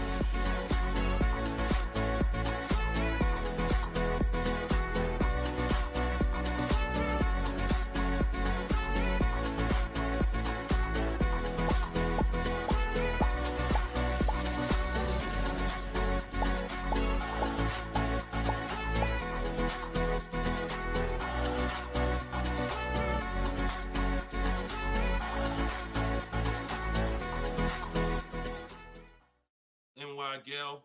Welcome everybody to episode 6 of Car Shopping Questions and Answers. I am your host, Deshone, publicly known as Deshone the Auto Advisor. We do these shows Monday, Tuesday, Thursday, and Friday live at 12 p.m. Eastern Time and 3 p.m. Eastern Time. So I know some of you may see our live rebroadcast. That's for you to tell your friends about. That's when you can't make the show, you catch the rebroadcast. But those are the times that we're live. If you don't know me, I'm the author of the digital book Cars from Home, 7 Steps to Saving Time, Money, and Avoiding Dealers, currently rated 4.94 on Goodreads.com. So thank you to everyone who has reviewed the book, the digital book. All of you can get the copy for 75% off during the show for the next 30 minutes. You'll see when you click the link in my TikTok bio, there is a link, there's a button for you to get 75% off. So you won't pay the normal $97 price. Same thing with Instagram.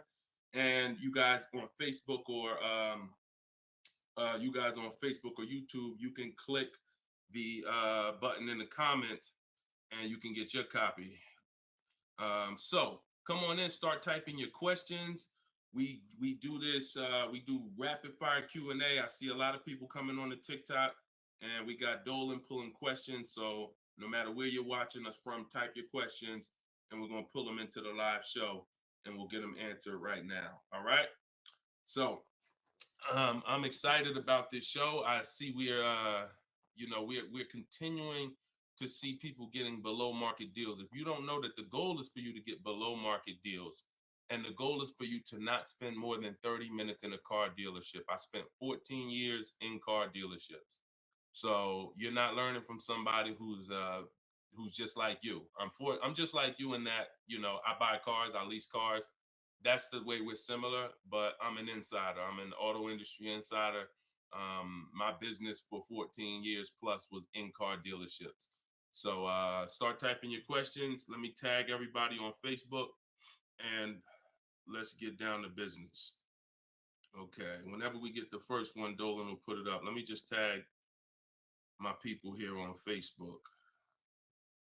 All right, there we go. Okay, what's up, Skinner? Good to see you. What's up, Angel? What's up, Jill, man? Good to see you. Yep, what's up, Jason? Great to see you.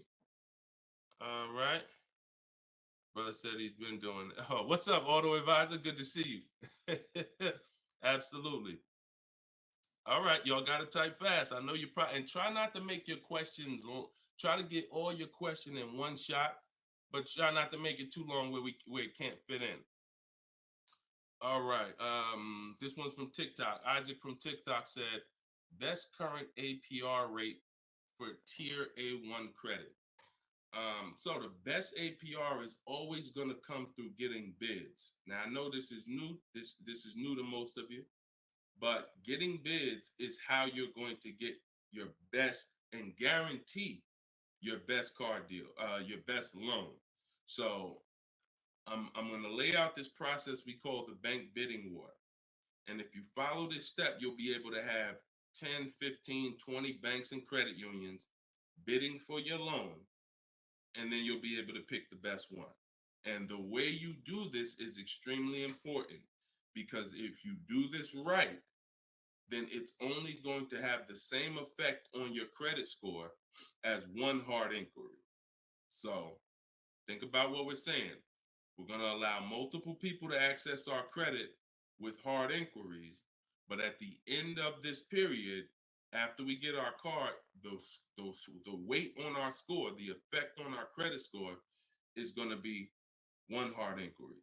So the first thing, there's 3 rounds in the bank bidding war. The first round is to always check and see if there's any special interest rates or special promotional rates that are being advertised for the car you're looking for.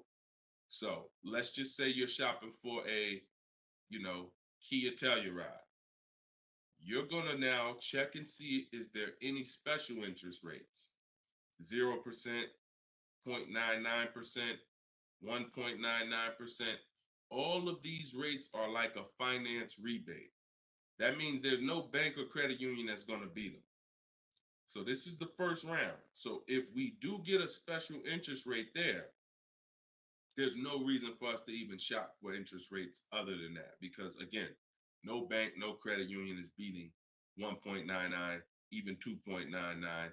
Now, here's what you have to check when we do that. How long is that loan? Because some people might give you 1.99, but it's only for 36 months. And some of us are not going to take a loan for 36 months because the payment's going to be too high. You might need a 5-year loan or a 6-year loan. So we're not just looking for if there's a special interest rate, we're looking for what is the term. Shout out to everybody coming in. This is our Thursday, April 18th, episode 5, live car Q&A. So we're actually live right now. This isn't a rebroadcast, so you can come on in and start typing your questions. And we're talking thousands over here, not hundreds. Okay, so that's round 1 of the bank bidding war. Now, let's just say we do that and there's no special interest rates. Now we're moving on to round 2. But round 2 comes after we find our car. So once you find your car, no one has touched your credit with a hard inquiry yet. Pay attention. You have not heard me say at any time hard credit pull at all. When you're shopping for your cars, no hard credit pull. Nobody's running our credit while we're shopping. Once we find our best deal, once we find a dealer that's going to sell us the new car for the lowest price, we lock up that car, usually with a deposit, reserve it. And now what we're doing is we're telling the dealership, I'm going to take this buyer's order. You're going to get a buyer's order. You're going to come home, and now you're going to now the second round of the bank bidding war is about to start. You're going to come home. You're going to call your bank if you have one, or your credit union. This is when you're going to let them access your credit. Because if you've ever tried to actually get a bank to tell you what the interest rate would be, like a pre-approval, many of them, and if you've experienced this, I want you to type a 1, many of them will say you need to have a car first, right? If you've experienced that type of 1, you call your bank, hey, I'm trying to get a pre-approval. They're like, okay, well, we need the information on the car. And you're like, well, I'm trying to get the pre-approval so I can go get the car. So that's why we don't follow that process of getting a pre-approval beforehand. Look, Marinette, you've experienced it on Facebook. So when we look at having the buyer's order for the car that we reserved, you have everything you need now. You have everything the bank could want. And you're now going to call your bank, or if hopefully your bank and credit union has a website, you could do this all online. And you're going to get as many approvals, offers as you possibly can. In my book, I list a couple: your bank, your credit union, online banks, Lightstream, community credit union, everybody who can lend in your state, you want them bidding. This is very important because some of you haven't been trained to see. My job is to not teach you just how to buy from home and make people bid for your business. My job is to show you everyone willing to listen. If you're willing to listen, I'll show you where the hidden money is in your car deal. The money you have not been trained to see, or the money you've been trained not to look at. And the people who have trained you not to look at this money are usually the people that's making the money. So you have to see that one point. Let me give you a scenario here. Let's go to an auto loan calculator so you can see how much money is just in your car loan. Just in your car loan. And we're going to do a couple different interest rates so y'all can take this serious and you'll see why you need to be getting multiple bids for your interest. So if I'm buying a $30,000, if I'm looking to borrow $30,000, let's take $30,000 for an example. Average, pretty good average. Average price of a car is probably higher than that, but let's use 30. Now, if that interest rate is 5.99, total interest paid is $4,791 over the course of 5 years at 5.99. If the interest rate is 7.99, total interest paid is $64.89. That's over $2,000 difference. 2 points, $30,000 loan. Now, some of you are going to be borrowing more than that. Some of you are getting $50,000 loans. Interest at that same 7.9 on a $50,000 loan is $10,815 over 5 years. Now, if you can get 2 points less, 5.99, interest is $7,984. This is $3,000 difference. So, do you see how if you're not taking getting the best loan offer just as serious as you're taking trying to get the best price, you get a good price and then you'll give it back to the bank who's giving you the loan. So this is why we get bid. So we're now going to let all these people run your credit. This is when you do your hard inquiry. You don't do it before this. Hard inquiries, credit unions, online banks, your bank, your credit union, everybody's bidding now. And now what you're going to do, once you take the best offer from that round, that's round 2, that's when you're going to call the dealer and you're going to tell them what that best offer is and see if they can beat it. Because the dealership has another 7 to 10 to 12 banks that they're going to be competing to try to get your business. So this is the bank bidding war. So when I created this product, and if you do this right, as I said, what I know you were taught, who was taught, be honest, we're live right now. This is our Thursday, 12 p.m. live. Who was taught, don't let people run your credit. When you have multiple inquiries, it lowers your credit score. Who was taught that? Type me if you were taught that. Don't let people run your credit. You can't have all these people doing hard inquiries or it's gonna jack your credit score up. All right, look, that right was taught. Okay. Look, Lisa, I see you. Hold on. Let me go to Instagram so I can see our Instagram comments over here. I always got to go to Instagram Live. Okay, Diana from Facebook. I see you. Hold on. Let's get Instagram in the building. Give me a second. All right. Marinette. All right. Marinette. Okay, I see you. D, I don't even want to try to pronounce your name, but I see you on Instagram. So it's partially true and it's partially wrong. You have to do it the way I just laid out for you. That's called the bank bidding war. And if you want to prove this for yourself, you can simply type in rate shopping online and you'll see this is how the credit union, this is how the credit bureaus allow you to rate shop. So they'll give you 14 to 45 days to do it. If you do it like I just told you, it'll only take 2 days. 2 days. One day you're doing all your stuff at home. We're getting all our lenders at home to bid. The next day, we're getting the dealers to get their lenders to bid. And then we're making a decision on who got the best offer. So don't ask yourself. I never want you asking yourself. I never ask myself, did I get the best deal? That's a question of disempowerment. That's a question of weakness. We don't want that. What you should be saying is, following this process, I guarantee I got the best deal because I got offers from all these banks. I can't get offers from 15, 20 banks and not guarantee I got the best rate. The way you shop, or you've been taught to shop or programmed to shop, you're only getting offers from one bank, or you're just letting the dealer do it all for you. That's where your buyer's remorse comes from. That's where your skepticism about, did I really get the best rate, come from. So we won't know what the best rate is until we get all the bids. And that's how we do it. So everything that I'm teaching y'all is part of what's in my book, rated 4.9 on Goodreads. It's called Cars from Home, 7 Steps to Saving Time, Money, and Avoiding Dealers. You could keep typing your questions because Dolan's going to pull the next question in. You can put it up on the screen now, Dolan. Put the next question up. But all of you could get your copy for 75% off as long as you get to my website before the 30 minutes expires. This is a welcome offer. Normal price of the book is $97, and it's worth every penny. It's worth actually thousands.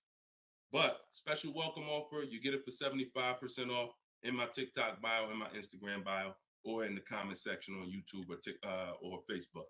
Okay, this is Monty from YouTube. She said, my mother's looking to start a new lease soon, but she only drives 5,000 a year. What's the best option? Low mileage lease if she's not keeping the car. So if she's not keeping the car, Monty,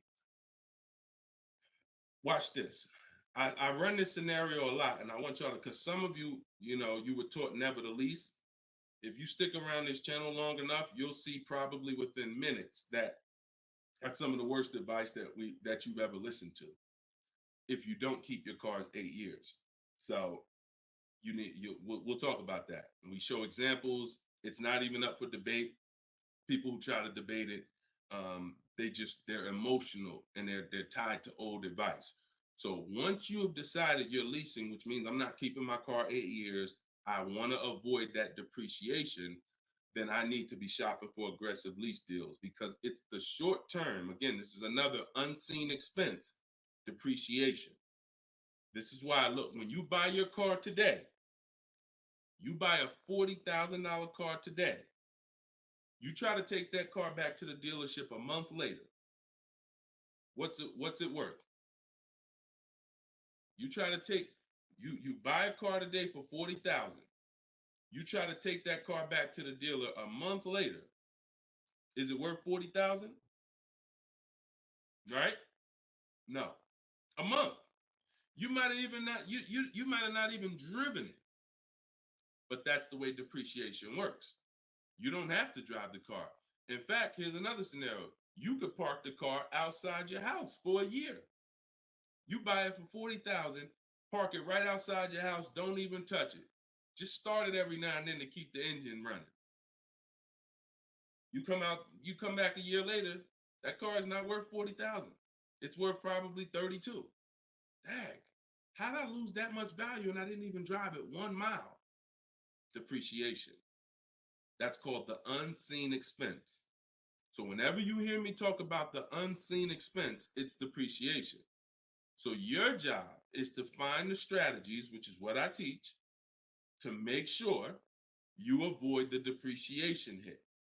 So if you buy a car, Monty, even if she doesn't drive it, even if she only drives it 5,000 per year, 5,000 miles a year, like you're saying, she's losing value. And what she's doing when she replaces the car is she's hoping she could get some of that value back that she lost. It really never happens. Who understands that when you go to trade your car in, you never get what you really thought you were going to get for the car, right? Now, I'm going to ask you a question. Everyone who has a car outside that's 10 years old or more, 10 years old or more, type me in the comments. Matter of fact, let me know how many years you've had the car. That's a better one. Type how many years you've had the car. And for those of you who just came to the show, this is our Thursday, 12 p.m. live show. We're actually live right now. This isn't a rebroadcast, although we do rebroadcast these shows throughout the day, all day, so that you can actually catch up, watch the replay. But this is our time. We're live Monday, Tuesday, Thursday, and Friday, 12 p.m. and 3 p.m. Make sure you're here. If you want to engage with us, make sure you're here. If you want to tell your friends, this is the time to be here. Okay, so we got people 11 years. Can Skin on Instagram, 11 years, 13 years. Jessica on YouTube, I see you. 6-year Jeep Wrangler. Well, I wanted to hear from people who are longer. 2018 Sakia. So, all right, 15 Tahoe. Okay, I'm talking about the people who've had a car 10 years or more. One thing about you that listen, are y'all worried about how much you're really going to get for that car? Are you overly worried about it? Most of you are going to say, no, not really. It's worth a couple thousand, but you've used most of the value. You understand that? Look, Big Meek said I got 08 4Runner on TikTok. So we understand when you have kept your car long term, I'm not concerned with resale value much, because my whole goal with having this car was to use up most of the value. So that's what you do if you're a buyer. If you're not going to get to this level, this is what I'm telling you, that you are now losing because the depreciation of your car is the highest in the first 5-6 years. So in order for you to win, you have to keep that car, what I call the 8-year rule, 8 years. That's when the depreciation starts to level out, where you're not losing value like this. And so regardless of how much you're driving, that's not the key. That's not the key. Monty's mom is driving 5,000 miles a year. Who's a high mileage driver driving more than 18,000 miles a year? Type HM. I want you to know, I want to cover all the bases for this question here. Oh, what doesn't matter whether you're a high mileage driver, low mileage driver, it has nothing to do with how much you drive, because that's not what's killing you. It's the depreciation based on the time you have owned the vehicle. And if you're not keeping that car 8 years, you should be shopping for aggressive leases. Now, before we go to the next question, I'm going to show y'all an example of why it is impossible. Yes, impossible. No way, shape, form, fashion. You can get a great deal if you purchase, but you should have leased. Okay? Let's use this scenario. Let's use Frina. Let's use Frina as an example. So Zafrina, she picks up, and you can see this date. She's recent. This is just, not too long ago. So Frina gets a $65,000 Jeep Grand Cherokee. She uses my system. You can see she uses the Cars from Home system, where she gets bids, multiple bids. We get at least 5. So don't look at this price and be like, oh, Deshone, that looks incredible. Yeah, that's because we get this through bidding. You get the best price. That's what we do here. So stick around, you'll understand if you're new to the show. But she's paying $579 a month for a $65,000 Jeep Grand Cherokee. Just so we can, let me level this out for y'all. If she pulls up to someone who decided to purchase because they didn't understand leasing, or they was taught never lease, so they're going to go in, they want that same truck as her.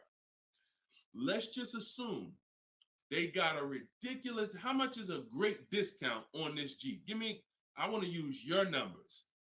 Type in the comments, what do you think is a great deal, a great discount? She go in just to, don't be realistic though. Somebody walk in, she going and she looking at this $65,000 Jeep.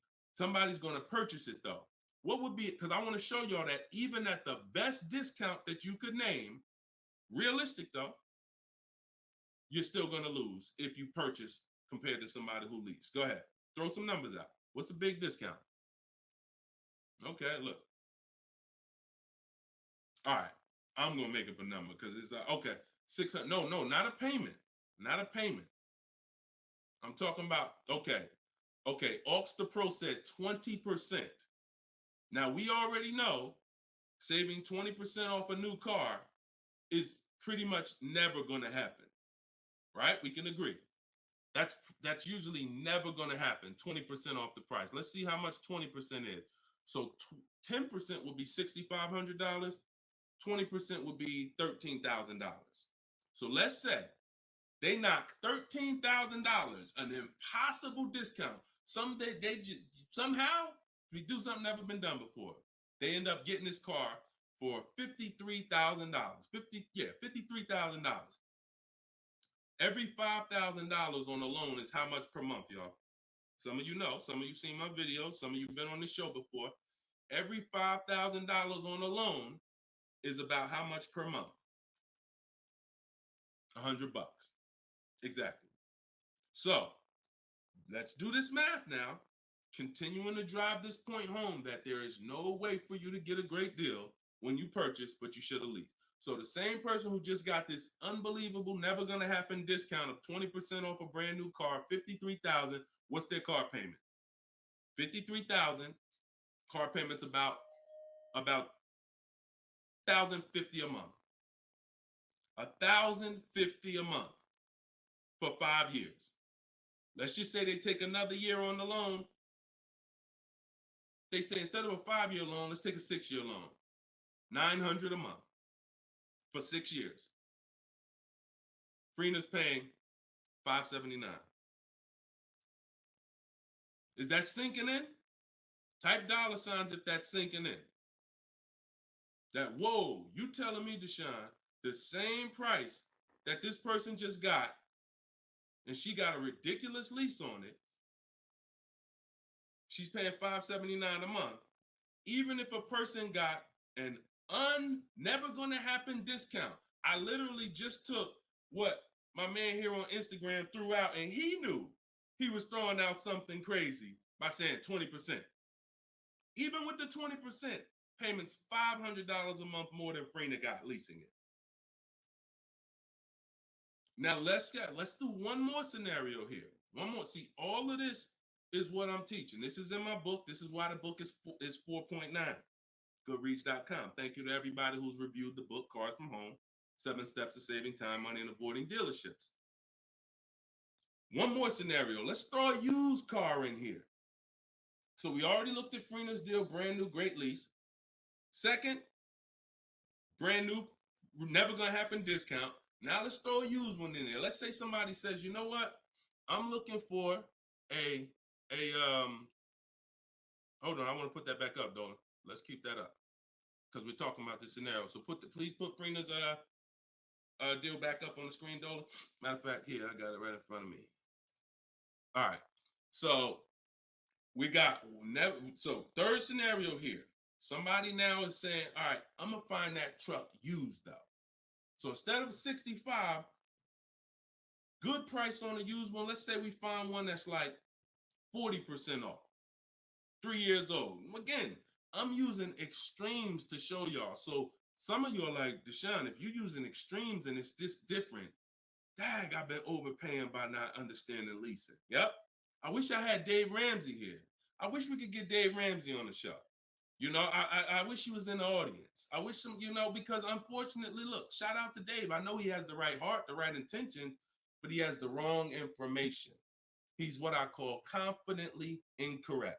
That means dangerous. You're dangerous. When you're confident and incorrect, you're dangerous to yourself and others. So now, used car. Somebody gets this car, they knock 40% off the price, and they get one for like $40,000. $65,000 truck. I got one 3 years old. I paid 40 for it. Every $5,000 we just said is about $100 a month. 40 payments, 800. You take a 6-year loan, payments 725. On a used one, we're no longer even talking apples to apples with the vehicle. On a used one, $579 Frena's paying, $725 for a 6-year loan on a used one, 3 years old, 1 year on the warranty left. Then you're on your own. $1,000 a month to buy a brand new one. See, son, you getting mad yet? Are you getting mad yet at the people who taught you not to lease? Now, who should be? Because some of you, if you just tuned in, you might be thinking, oh, Deshone, so should I only lease? No. If you are not keeping your cars 8 years, then you should only lease. Because when you buy, if you keep the car long enough, you can win. Because you're going to pay double what Frena's paying if you buy a brand new one. You're going to pay more on a used one, but eventually you pay off the car, you keep it 8, 10, 12 years. The longer you keep it, you can catch up. You're still not going to, you get what I'm saying? Because Frena's always going to have a payment. If she keeps leasing, she's always going to have a payment. But if you keep buying your cars, trading them in 5 years, trading them in 6 years, trading them in 4 years, you are no way, shape, or form even close to this. You're thousands and thousands of dollars away. There's thousands of dollars more every year coming out of your bank account than someone who understands leasing. Yeah. Tell your parents, tell your cousins, tell your brothers, tell your spouse. This is what I've been ranting about for years, trying to get you to understand. That's why I say there's no way to get a great deal if you don't understand. If your deal's on the wrong foundation, no way to get a great deal. It's impossible, no matter how much you save on the car. Okay? So yeah, we go deep on that today. Good. I'm happy we got a chance to go deep. All right. I see a lot of people typing $signs. You understand. All right, Dolan, shoot the next question up. Skinner, I see you on YouTube, man. It's real. It's real. This is what we do, man. I'm glad we gotta look. I'm the bad news first person, so don't think I gotta share the bad news first, and then but I'm also giving you the olive branch to like you can change this. You can start doing things different. You can start shopping different. You can learn how to make these people bid. So go ahead, shoot the next question up, Dolan. Let's keep them coming. We're Thursday. We're live right now, y'all. So if you just jumped on the show, this is our live 12 p.m. show. Type your questions, and can y'all tap the screen on TikTok? Can we shoot those likes up? Can we? If you're gonna spend time with us and you're getting value out of what we're doing, I need everybody who's getting value hit the like button and start tapping the screen if you're on TikTok just to show that. Run those likes up. All right, I see it. See y'all lighting it up already. All right, Facebook, James. I'm an old school guy that was told not to let anyone run my credit. I'm not even sure how to download your book. Maybe you could walk us old timers through the process of downloading it. Unfortunately, I teach an online system. I'll be the first one to tell you my system's online. My system's right here in front of a computer. I've worked personally with probably 1,600 people personally in my coaching program since 2021. They got to know how to use a computer. I've had older people who get their children, who get their grandchildren come because and sorry y'all, my eyes are watering. I got a little something trying to jump on me, but we good. But I would be lying to you if I told you this isn't based on because we use copy and paste systems. You're sending emails.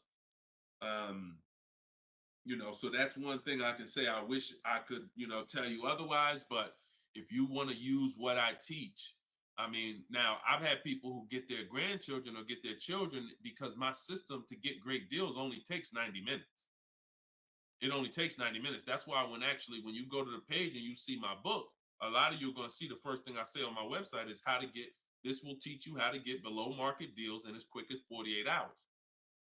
And the time you're putting in to get those deals is probably going to be about 90 minutes once you learn, as I walk you through my 7-step process. But you got to know how to use a computer. So I'm just being real with you. Like, I wouldn't tell you to get the book if you're not comfortable sending emails, copying and pasting, because it is an online system. So I would tell you, call one of your family members who's computer savvy. Tell them, hey, get this book, work this for me, help granddad out, help dad out. And not only are you helping yourself, but they'll now have a skill so that they can learn, so that they're now making dealers bid and they're at home. That's just me being as honest as possible with you. All right. Great question, though. Great concern. Skinner, what's up, my man? Skinner from YouTube. Deshone, what are the banks necessarily looking for different from what the dealership is? Banks want to lend. So think about where you're at right now. Skinner from YouTube just asked, so what is the banks necessarily looking for different than the dealerships? Banks, there's more banks around us that would want to lend us money to buy a car than we know about. So wherever your zip code is, the reason why I want you using the bank bidding war, which I laid out at the beginning of the show, if you just jumped on, you want to go to YouTube, you want to watch the beginning of episode 6, and I break down the bank bidding war. If you don't have my book, if you have my book, then you know the bank bidding war. Now, it's about letting the people who want to bid, because the dealers, here's the difference. It's your positioning. When a dealer knows you don't have any leverage, you haven't shopped bank offers, you're basically waiting for them to tell you what their bank said.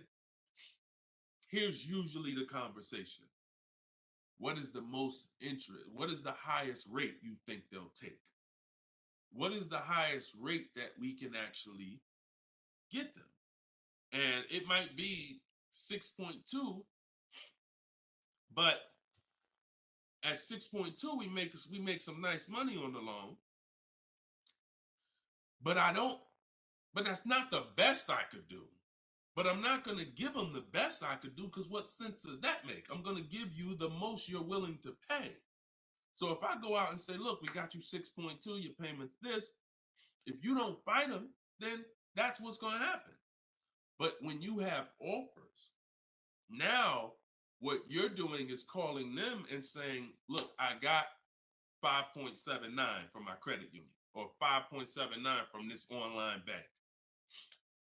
If you could beat it, then I'll give you the business. Not only does this make for a good relationship because you're giving them the opportunity versus saying, oh, I'm not letting you get the opportunity. This person has 7, 10 banks. You give them an opportunity, and this is how you guarantee the best rate. So it's not about they're looking for anything different. It's about positioning yourself so that the dealer is now trying to beat the rate you got versus what I just laid out 60 seconds ago when you don't have a rate in the conversation they're having. Leverage. Leverage. All right, that's the difference. One gives you major leverage to guarantee you're getting the best offer. One, you have no leverage, and so there's no guarantee. And you'll always drive wondering, man, could I have gotten a lower interest rate? That'll always be in the back of your mind. So we want to eliminate that. All right, great question, Skinner. Go ahead, Dolan. Next one. I don't see too many questions coming in on Instagram. Instagram, where y'all at with your questions today? We getting questions from TikTok. I see a lot of them. Let's go. Oh, there's one. Okay, Body by Michelle. When buying a luxury car with cash, when should I let the salesperson know? Okay.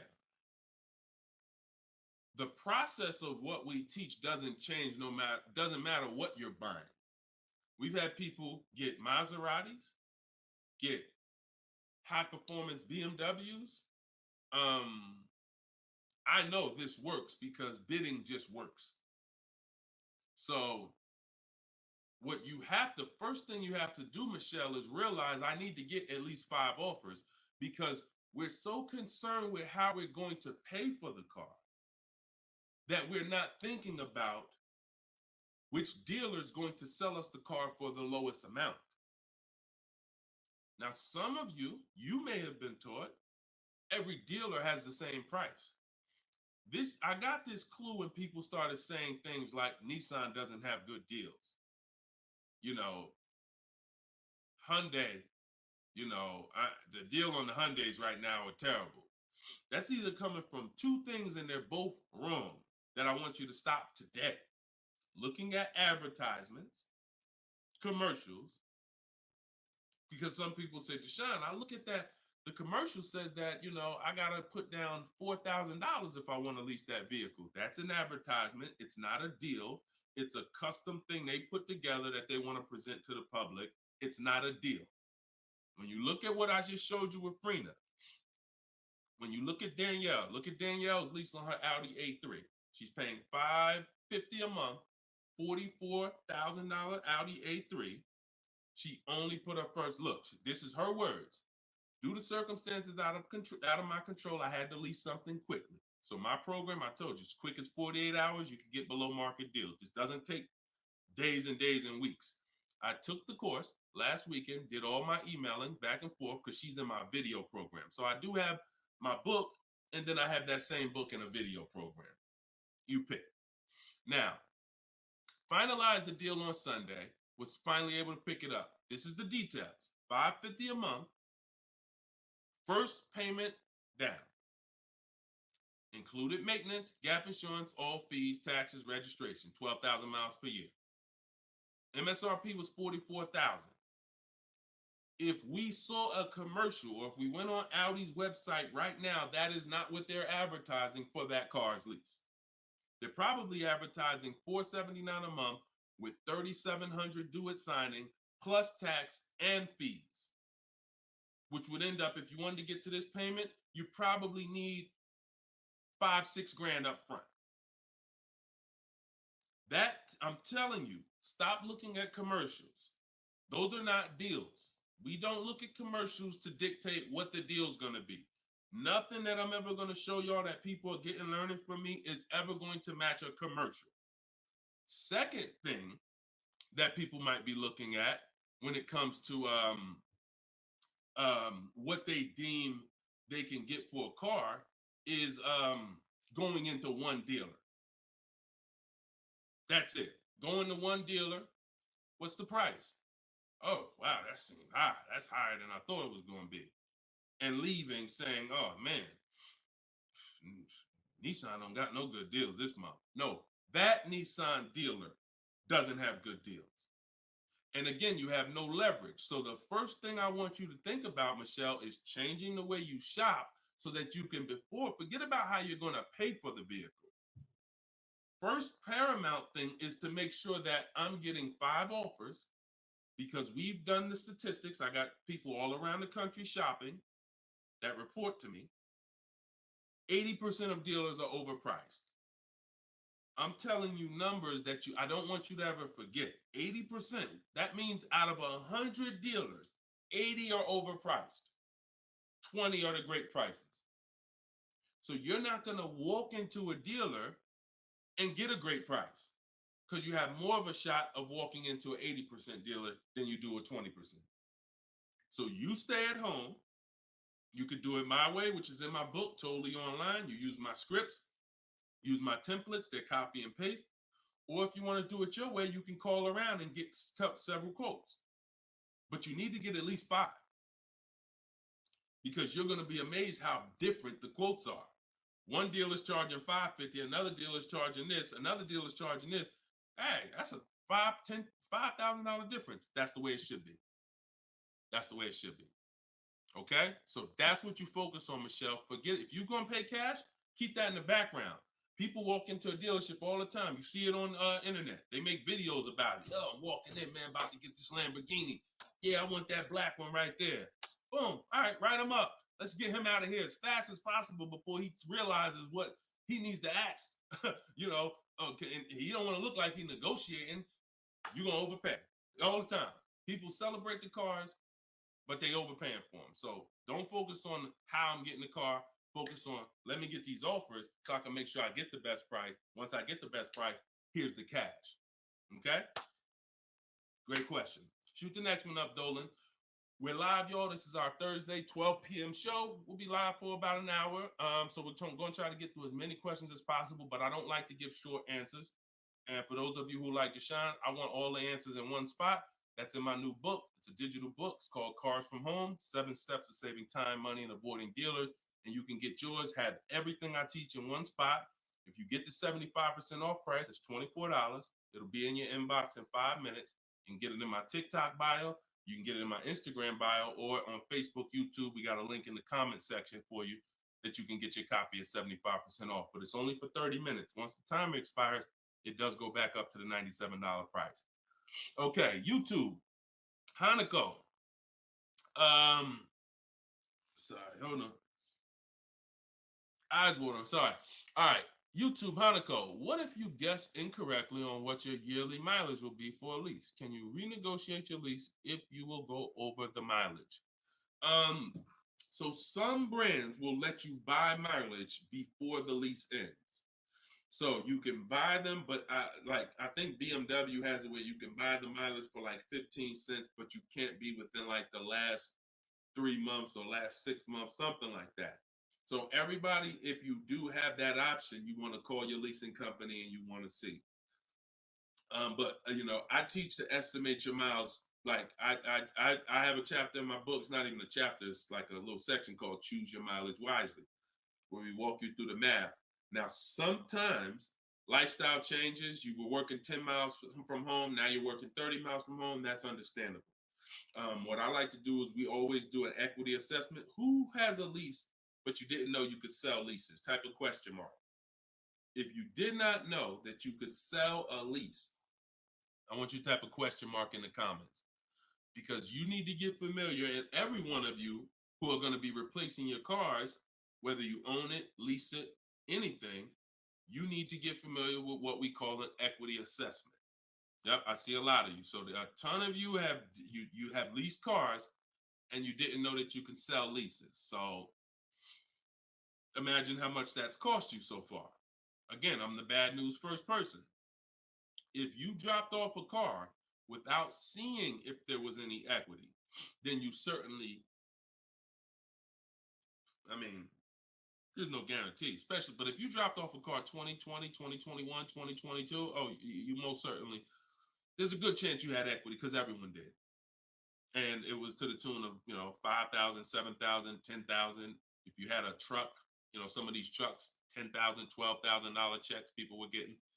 Now those big checks are over because that was a limited inventory thing where resale values were so high. Almost everyone had equity.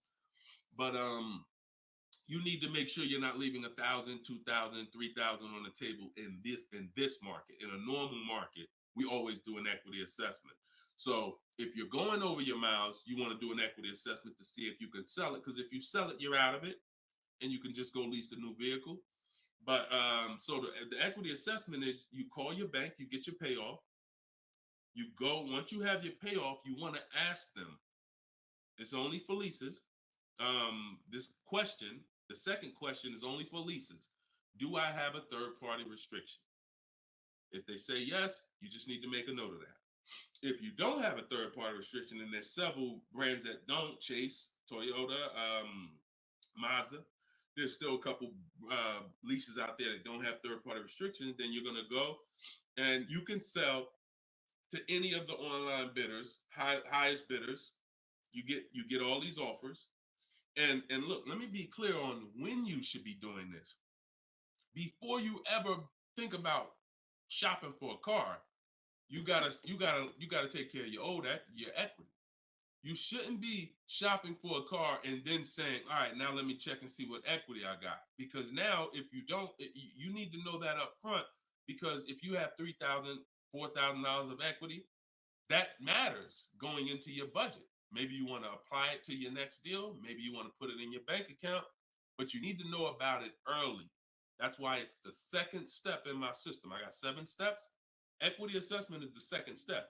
As soon as you think about getting a new car, your first question should be buy or lease. Should I buy or lease? That means, am I keeping the car 8 years or not? And then the second thing is equity assessment, because that's going to tell you your positioning with your current car. So once you get your payoff, you go to the Carvana, CarMax, Driveway, and you look, you do what you want. I would not suggest you be lazy in this. This takes 20, 25 minutes, and this is your money. So you go to those websites, CarMax, Carvana, Driveway, Kelly's Blue Book Instant Cash Offer, hold on, Auto Nation Sell My Car, and Car Google Sell My Car. 6 offers, 6 cash offers, and that's going to tell you your equity position.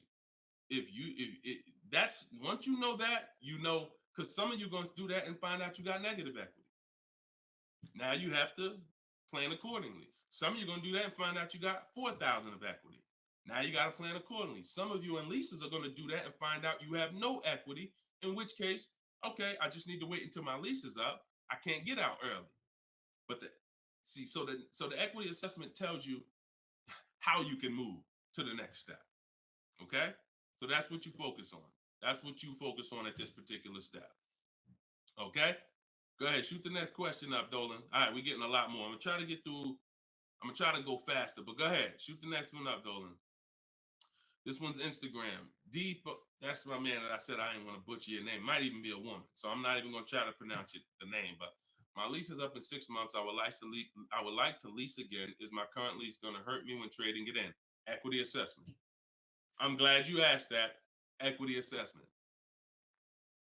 That's the game. That's the game. See, those are the questions that gets answered with the equity assessment. Is my lease going to hurt me or help me? Do the equity assessment, and you'll know. Now, if you have a third-party restriction, then we can't sell direct to these online buyers. We have to sell to a local car dealer of the same brand. So I have a script in my book where I walk you through talking to used car managers so that you can actually sell your car locally to them. You're selling a 2 or 3 year old car, usually good mileage for most. We need to sell that car to a local used car dealer, but we are still getting bids. We're not walking in. This is what a lot of people did. You may have did it. Man, I got a third party restriction. I'm gonna just walk into the dealer. Hey, yeah, look, I know I got equity. You don't realize how you're making it hard for someone to even help you because you don't know how much equity you got, and now you're coming in and you're not really saying what you know. When you're at home and you're talking to managers, you're talking to people and getting offers for that car, you can speak intelligently. And we only talk to used car managers in those cases. But that's only if you have a third party restriction, because some people, another thing they were doing is buying their cars and then turning around and reselling them. Reason I never do that is because, and nobody who's listened to me, even throughout the pandemic, I don't think we had one person do that, is because when you buy, you pay taxes, you pay fees. So yeah, if I had 5,000 in equity and then I buy the car and resell it and then I pay 4,000 in taxes and fees, by the time the title gets to me and all of that, I might break even. When we sell direct to a used car manager or a local dealership, we don't pay those fees. So although they might not pay, they're not going to pay as much as CarMax, Driveway, and any of these online bidders, we still get offers from them because we don't have to. They're not going to pay those fees. We're not. Those fees aren't going to come out of our profit. Okay. Equity assessment. Again, D. I'm gonna just call you D. Go ahead. Next question, Dolan. Exactly. Exactly. Auto advisor. Equity assessment. How'd you come up with the auto advisor? That's so funny. I'm just not used to seeing, I'm not used to seeing anything that says the auto advisor unless it's there's a lot of Deshone the Auto Advisor accounts going around inboxing people to buy crypto. I don't do anything but car education. So if it ain't about Cars from Home, my book, if it ain't about Cars from Home, my video library, it ain't about my coaching program, then it is not me. Stephanie from TikTok. So you can ask any lender, even if they don't work with them directly at the dealership? Absolutely. These people lend money. They don't care about selling you a car. People that lend money want to give you a loan. Good question. Absolutely. Go ahead. Shoot the next one up, Dolan. All right. Everybody getting value out of the show so far? Type dollar signs. Let me see the dollar signs. If you're enjoying and you're getting value out of this show, by the way, for those of you who just came, this is live. This is our Thursday live show. We rebroadcast these shows throughout the day, so that everyone can rewatch them. So you might see a rebroadcast, but Monday, Tuesday, Thursday, and Friday, 12 p.m. and 3 p.m. is when we're actually live. So when your coworkers, your family is talking about car shop, you want them here 12 p.m., 3 p.m. We're actually live Monday, Tuesday, Thursday, and Friday, Eastern time. All right. This one's from Instagram. How do you get a great lease deal? Bids. It's the only way. Because all right, so I'm gonna give you an example of how not getting bids will actually deceive you, and you could possibly think you got a great lease deal. So this is Charles. He got a Palisade. Palisade is probably one of the top 5. Definitely throughout the pandemic, it was probably top 5 most popular, SUVs. People were overpaying, and I don't want to, I don't, you might have one. And, unfortunately, a lot of people overpaid for these, and they're still overpaying for them. So he reached out to 3,500 dealers. Now he used my system. So this probably took him about 25 minutes. I have something in my book. My strategy is called the 25 to 5. What that is we're connecting with 25 dealers online. And our goal is to get 5 offers. Because if you want to show earlier, I told you 80% of dealers are overpriced. So we're going to get 5 offers, and they're going to be about $150 to $200 apart minimum. Your best offer when you get bids is going to be about $150 per month to $200 a month cheaper. Now, if you're purchasing, hold on.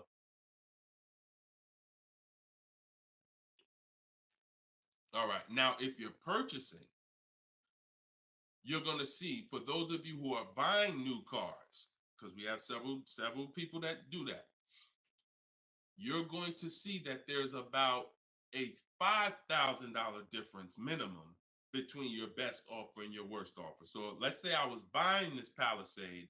When I get my bids, my best offer to my worst offer is going to be close to $5,000 difference. That's when you know you're doing it right. because we get below market car deals. Some people get market value car deals.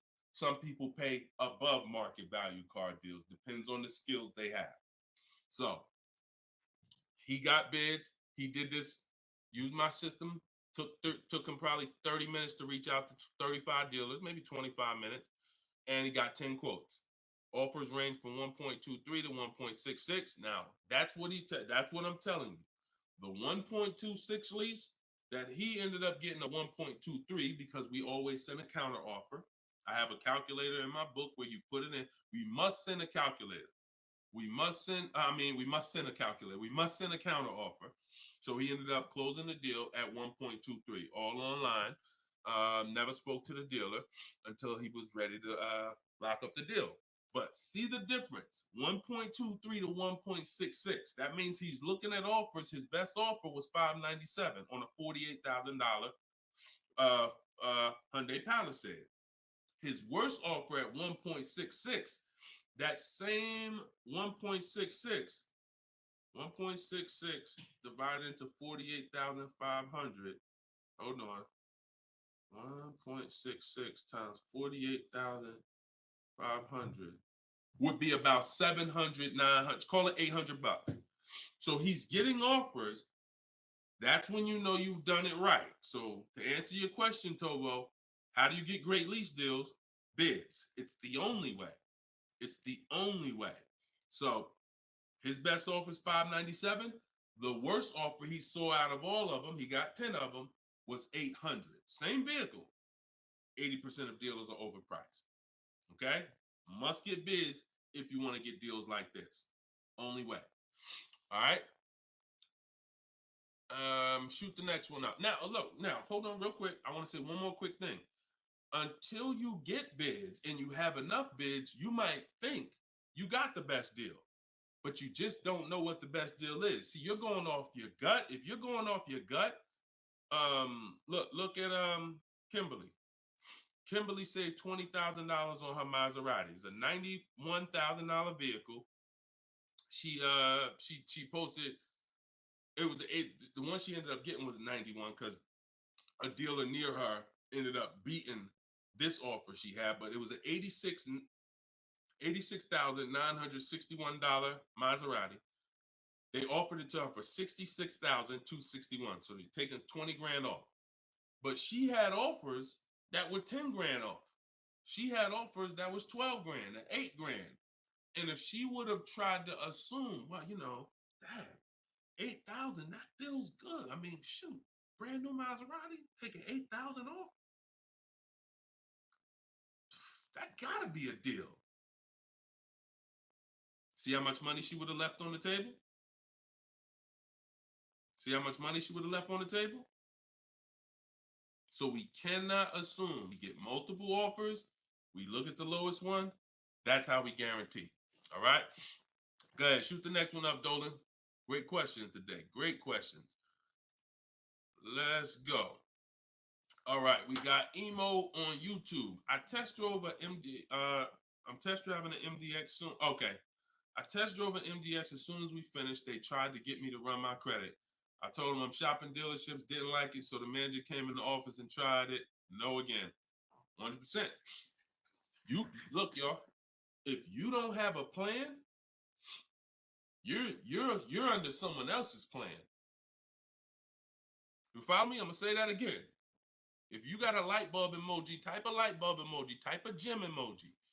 Remember this. If anytime you don't have a plan, you will be subject to someone who has a plan. And there's nobody that has a plan like car salespeople. We know what we're doing. We are not trained in much. We're not trained in finance like we should be. We're not trained in buying versus leasing like we should be. We're not trained in resale values like we should be. We're not trained in insurance products like we should be. There's more insurances to consider with a car than there is a house. Kid you not. Extended warranty, that's an insurance policy. You might use it, you might not. Tire and wheel, that's an insurance policy. Gap insurance. You have auto insurance. There's multiple insurances that you need to consider in this business, when you're buying a car, when you're leasing a car. We're not trained in none of that like we should be. But what we are trained in is how to make sure we have enough information to sell you what we want to sell you. And so if you don't have, and the people with the least integrity, they are certainly going to try to pin you down with the credit check. Can't give you a credit. I can't give you a quote without your credit. Come in. I need you to be here. When can you come? First question they ask, you all right? Who's getting phone calls from dealers right now? Raise your hand and type me if you're getting phone calls from dealers right now for any reason. Bring your car in early. Hey, your lease is almost up. Hey, I saw that we can get you in a new car. We can keep your payment the same. Look, nobody's business. If you're getting phone calls from dealers right now, type me in the comment. Look, Skinner said they blowing me up. So understand the reason why they're doing that is because they want to pin you down. It's just come on in. When can you come in? When I can come in, I get you to talk. Numbers in here, it means you're pinned down. You cannot do this. You're losing all your leverage. So that's why I'm telling you, you're going to shop with a plan if you're following what I'm telling you, if you're following what I teach. Some of you have my book already. Shout out to those who have my book. We're rated 4.9 on Goodreads.com. Appreciate everybody who's reviewed the book. You can get yours for 75% off. It's normally $97, but in my TikTok bio, 30 minutes only, you can get it for 75% off. Instagram bio is $24 if you get the deal in the comment section. But you must have a plan because they have a plan and you don't know who you're dealing with. So that's all I can tell you. But I'm glad you stuck to the guns. Even under the pressure, you didn't let them run your credit. You stuck to the guns. Way to go. All right, go ahead, Dolan. This one's from TikTok. Better to buy used or new? Planning to keep longer than 8 years. Thank you for all that information. Let me know you understand the 8-year rule. I appreciate you. That's a matter of, okay, so if I'm buying to keep more than 8 years, right? Only question between new or used is a question of budget. Can you get everything you want and need in a new car for your budget? Once you get all your bids, can you get all those bids? Is the best bid that's going to win your business on a new car in your budget comfortably, then get a new car. But now some of you can't afford a new car that covers all your needs. Needs are the most important thing you need to think about. You need to know the difference between wants and needs. Needs is, I got 3 children, I need a third row. Need is, I drive on the highway a lot, I need a car that has good acceleration. That's needs. Needs are things where if you don't get them, you're not going to like the car, you're going to trade it in because it's not doing the basic things you need it to do. That's needs. Wants is, I like to have the sunroof. I don't need it though. But if I can get it in my budget, I'll take it. I like to have this. I like to have that. These are wants. You got to know the difference. Unless your budget can buy everything. But if you can't get everything you want and need in a new car for your budget, then we go used. But if you get everything you want, there's plenty of people who are like, you know what, Deshone, I am a long-term person. I'm keeping more than 8 years. I could afford both. I only get a car every, only once a decade. I want to get a new one. That's fine. And some of you are like, you know what? I really want to go with even more value. So I'm gonna look to get a pre-owned one, not 30% off the price, 20% off the price, 40% off the price. That's fine too. There's no right or wrong there. Just go through it and pick the one that works for you.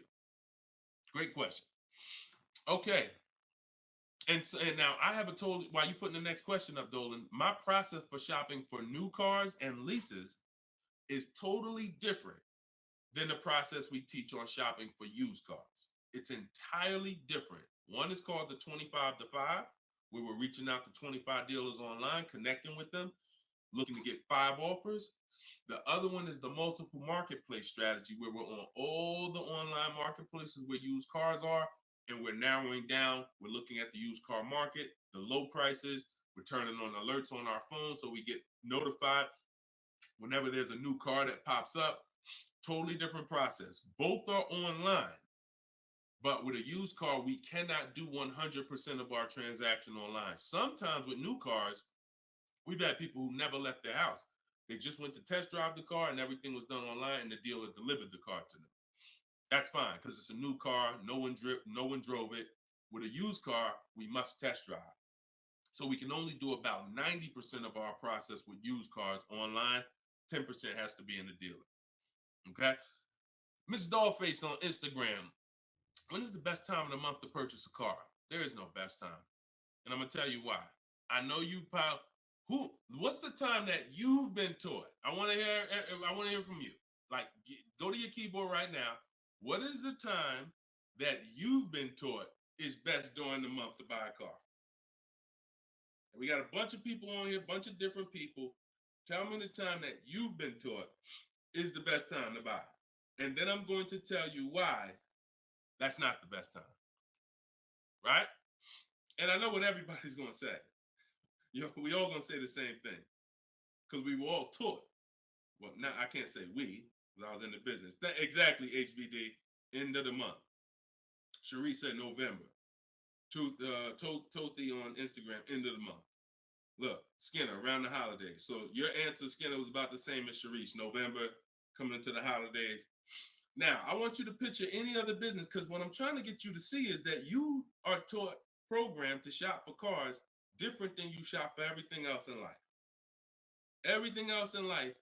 Because if you had a business where every single time at the end of the month, just dozens and dozens of people just came into your store because that's what the marketing did. Are you more, and let's really use some real terms here. Are you more desperate to sell something when the store is packed? Or are you more desperate to sell something when the store is empty? See, I want to tell you a story. If I could get you to continue to keep these stories in mind, it'll answer your questions. Now, obviously, everything's in my book. Some of you have my book and you understand all of this is laid out for you. But even as you're listening, I want you to grasp concepts that you're going to see. Are you more desperate to sell something when the place is exactly, Toothy, when the place is empty? Place is empty. If I got a store and I haven't opened up that register all day long, it's daggone 5 p.m. I haven't seen one customer. I'm desperate. But if the store is packed, man, I ain't thinking, what are we giving deals for? You know what I'm saying? What are we giving deals for? The place is packed. We're not desperate. So the marketing is great. The marketing makes you think, oh, end of the month, we're getting the best deals here. There's clowns up here. They got daggone balloons. They got the guy outside with the arms blowing. They got signs everywhere. This is what the place is a carnival. Why do we need to give away these cars? No. You don't want to be sitting next to somebody and Jim drives off with a car and Jim, all right, man, have a good one, man. Yeah, you here too, man. We was here the same time. Great. Yeah, man, I'm going. And you sitting there and you going to say no to a deal. Salesman looking at you like, hey, look, do you want it or not? Because, we're real busy. It's people waiting in line. Do you let me know? So it's the pressure. It's the like. So I say that to say what you've been taught, the holidays, the end of the year, sounds good, but you're much more likely to get a deal when there's no one in the showroom. The 10th of the month, the 2nd of the month, place is dead. And I like to make sure you're positioned. So what I teach is something you need to have 2 dates in mind. 2 dates. Every time you're shopping for a car, I teach you need to know these 2 dates. The as soon as date and the no later than date. The as soon as date is the soonest you can buy a car. Soon as you can buy a car, as soon as date. You're not in the market until your as soon as date is today. Step 5 in my process, my 7-step process is in the market, getting offers. I can buy something today. That's my as soon as date. My no later than date is my deadline. Now you have to know these 2 because the time in between is your leverage. So let's just say my as soon as date is today. I can start looking at offers. But my no later than date, I got 2 months. 2 months. I need to have a car by this time, 2 months from now. That's my deadline. I got all that time in between to say no. I got all that time in between that when I'm contacting dealers, when I'm looking at inventory, I can look at trends. I can see are the prices dropping. I can have alerts on my phone, getting access to the new inventory. This is our process. So some of you are like, Deshone, I need a car in a week. Well, you still have a as soon as date and a no later than date. 3 days, soon as date, no later than, doesn't matter. So you have to know these 2 dates because in between is your leverage, which is why I don't want you emergency shopping unless it's an emergency. Okay? I don't want you emergency shopping. Don't get into the habit, don't stay in the habit of emergency shopping. Oh, I'm gonna put it off to the last minute, and then, oh, I gotta go into the dealership. Oh, I need a car this week. All of that is working against you. Now, if you can still get, in fact, when you go to my website for my book, you'll see it says below market deals in as quick as 48 hours. But the more time you have, the more time you have to say no. Programs change every month. You see deals change, lease programs change, rebates change. And so when you have inventory changes, so if you're looking for a black or blue car, all these dealers don't have one right now, but they got one coming next month. You can, that's fair game for you because you have time. So these are all the benefits of getting in the market 3 months early and learning how to look at the deals. If there's a great deal now, we jump on it. If there's not, okay, I'll look next month. And that's what I did when I got my mother's lease on her Mazda CX-5. October, I was looking at the deals. I didn't like them. Got all my offers. I said I didn't like them. Now, the great thing is I made contact with all these dealers. So they know. Now I'm following up next month. Hey, just checking in. How's the deals looking for this month? November, didn't like them. 3rd month, December, got the deal I liked. Wrapped it up. So don't always think time is an asset. Time is an asset. Now, if it's an emergency, that's fine. We got to get a below market deal. We only got a week to do it. That's fine. You better have a strategy. But if you have the luxury of time, we use that to our advantage. So I wouldn't say there's a best time of the month to purchase a car. But if you're in the market and you're positioned, here's another thing you're positioned for. Every now and then we come into the dealership. When I was at Mercedes, when I was with General Motors, it happens all the time throughout the year. It could happen on the 10th of the month. It could happen on the 12th of the month. It could happen on the 8th. We don't know when this is going to happen, but this is the conversation I'm about to give you, a behind the scenes look of exactly what happens and why I want you to be positioned. We come in, they look at the numbers on the board, sales manager looks and says, man, we got 20 cars sold for the month. We are way behind our objective. All right, listen, call everybody anybody you got, anybody that's real, anybody that's a real buyer, call them. We're not turning down any serious offer today. You want to be the person that's positioned. Hey, Jackie, and they're usually emailing us because we don't talk to, nothing that we do requires talking to salespeople. So if you email, hey, Jackie, hey, it's Ray over at such and such. Were you still looking for that car? Have you found it yet? No, okay, I know the quote I gave you before was $550. I know you wanted to be here, but my manager said, listen, we'll take any offer today. We really want to move a car. See, you were taught that only happens at the end of the month. It doesn't. You got to be positioned. You got to be positioned. And so that's the luxury of time. So this is what it is, y'all. I want you shopping with a strategy.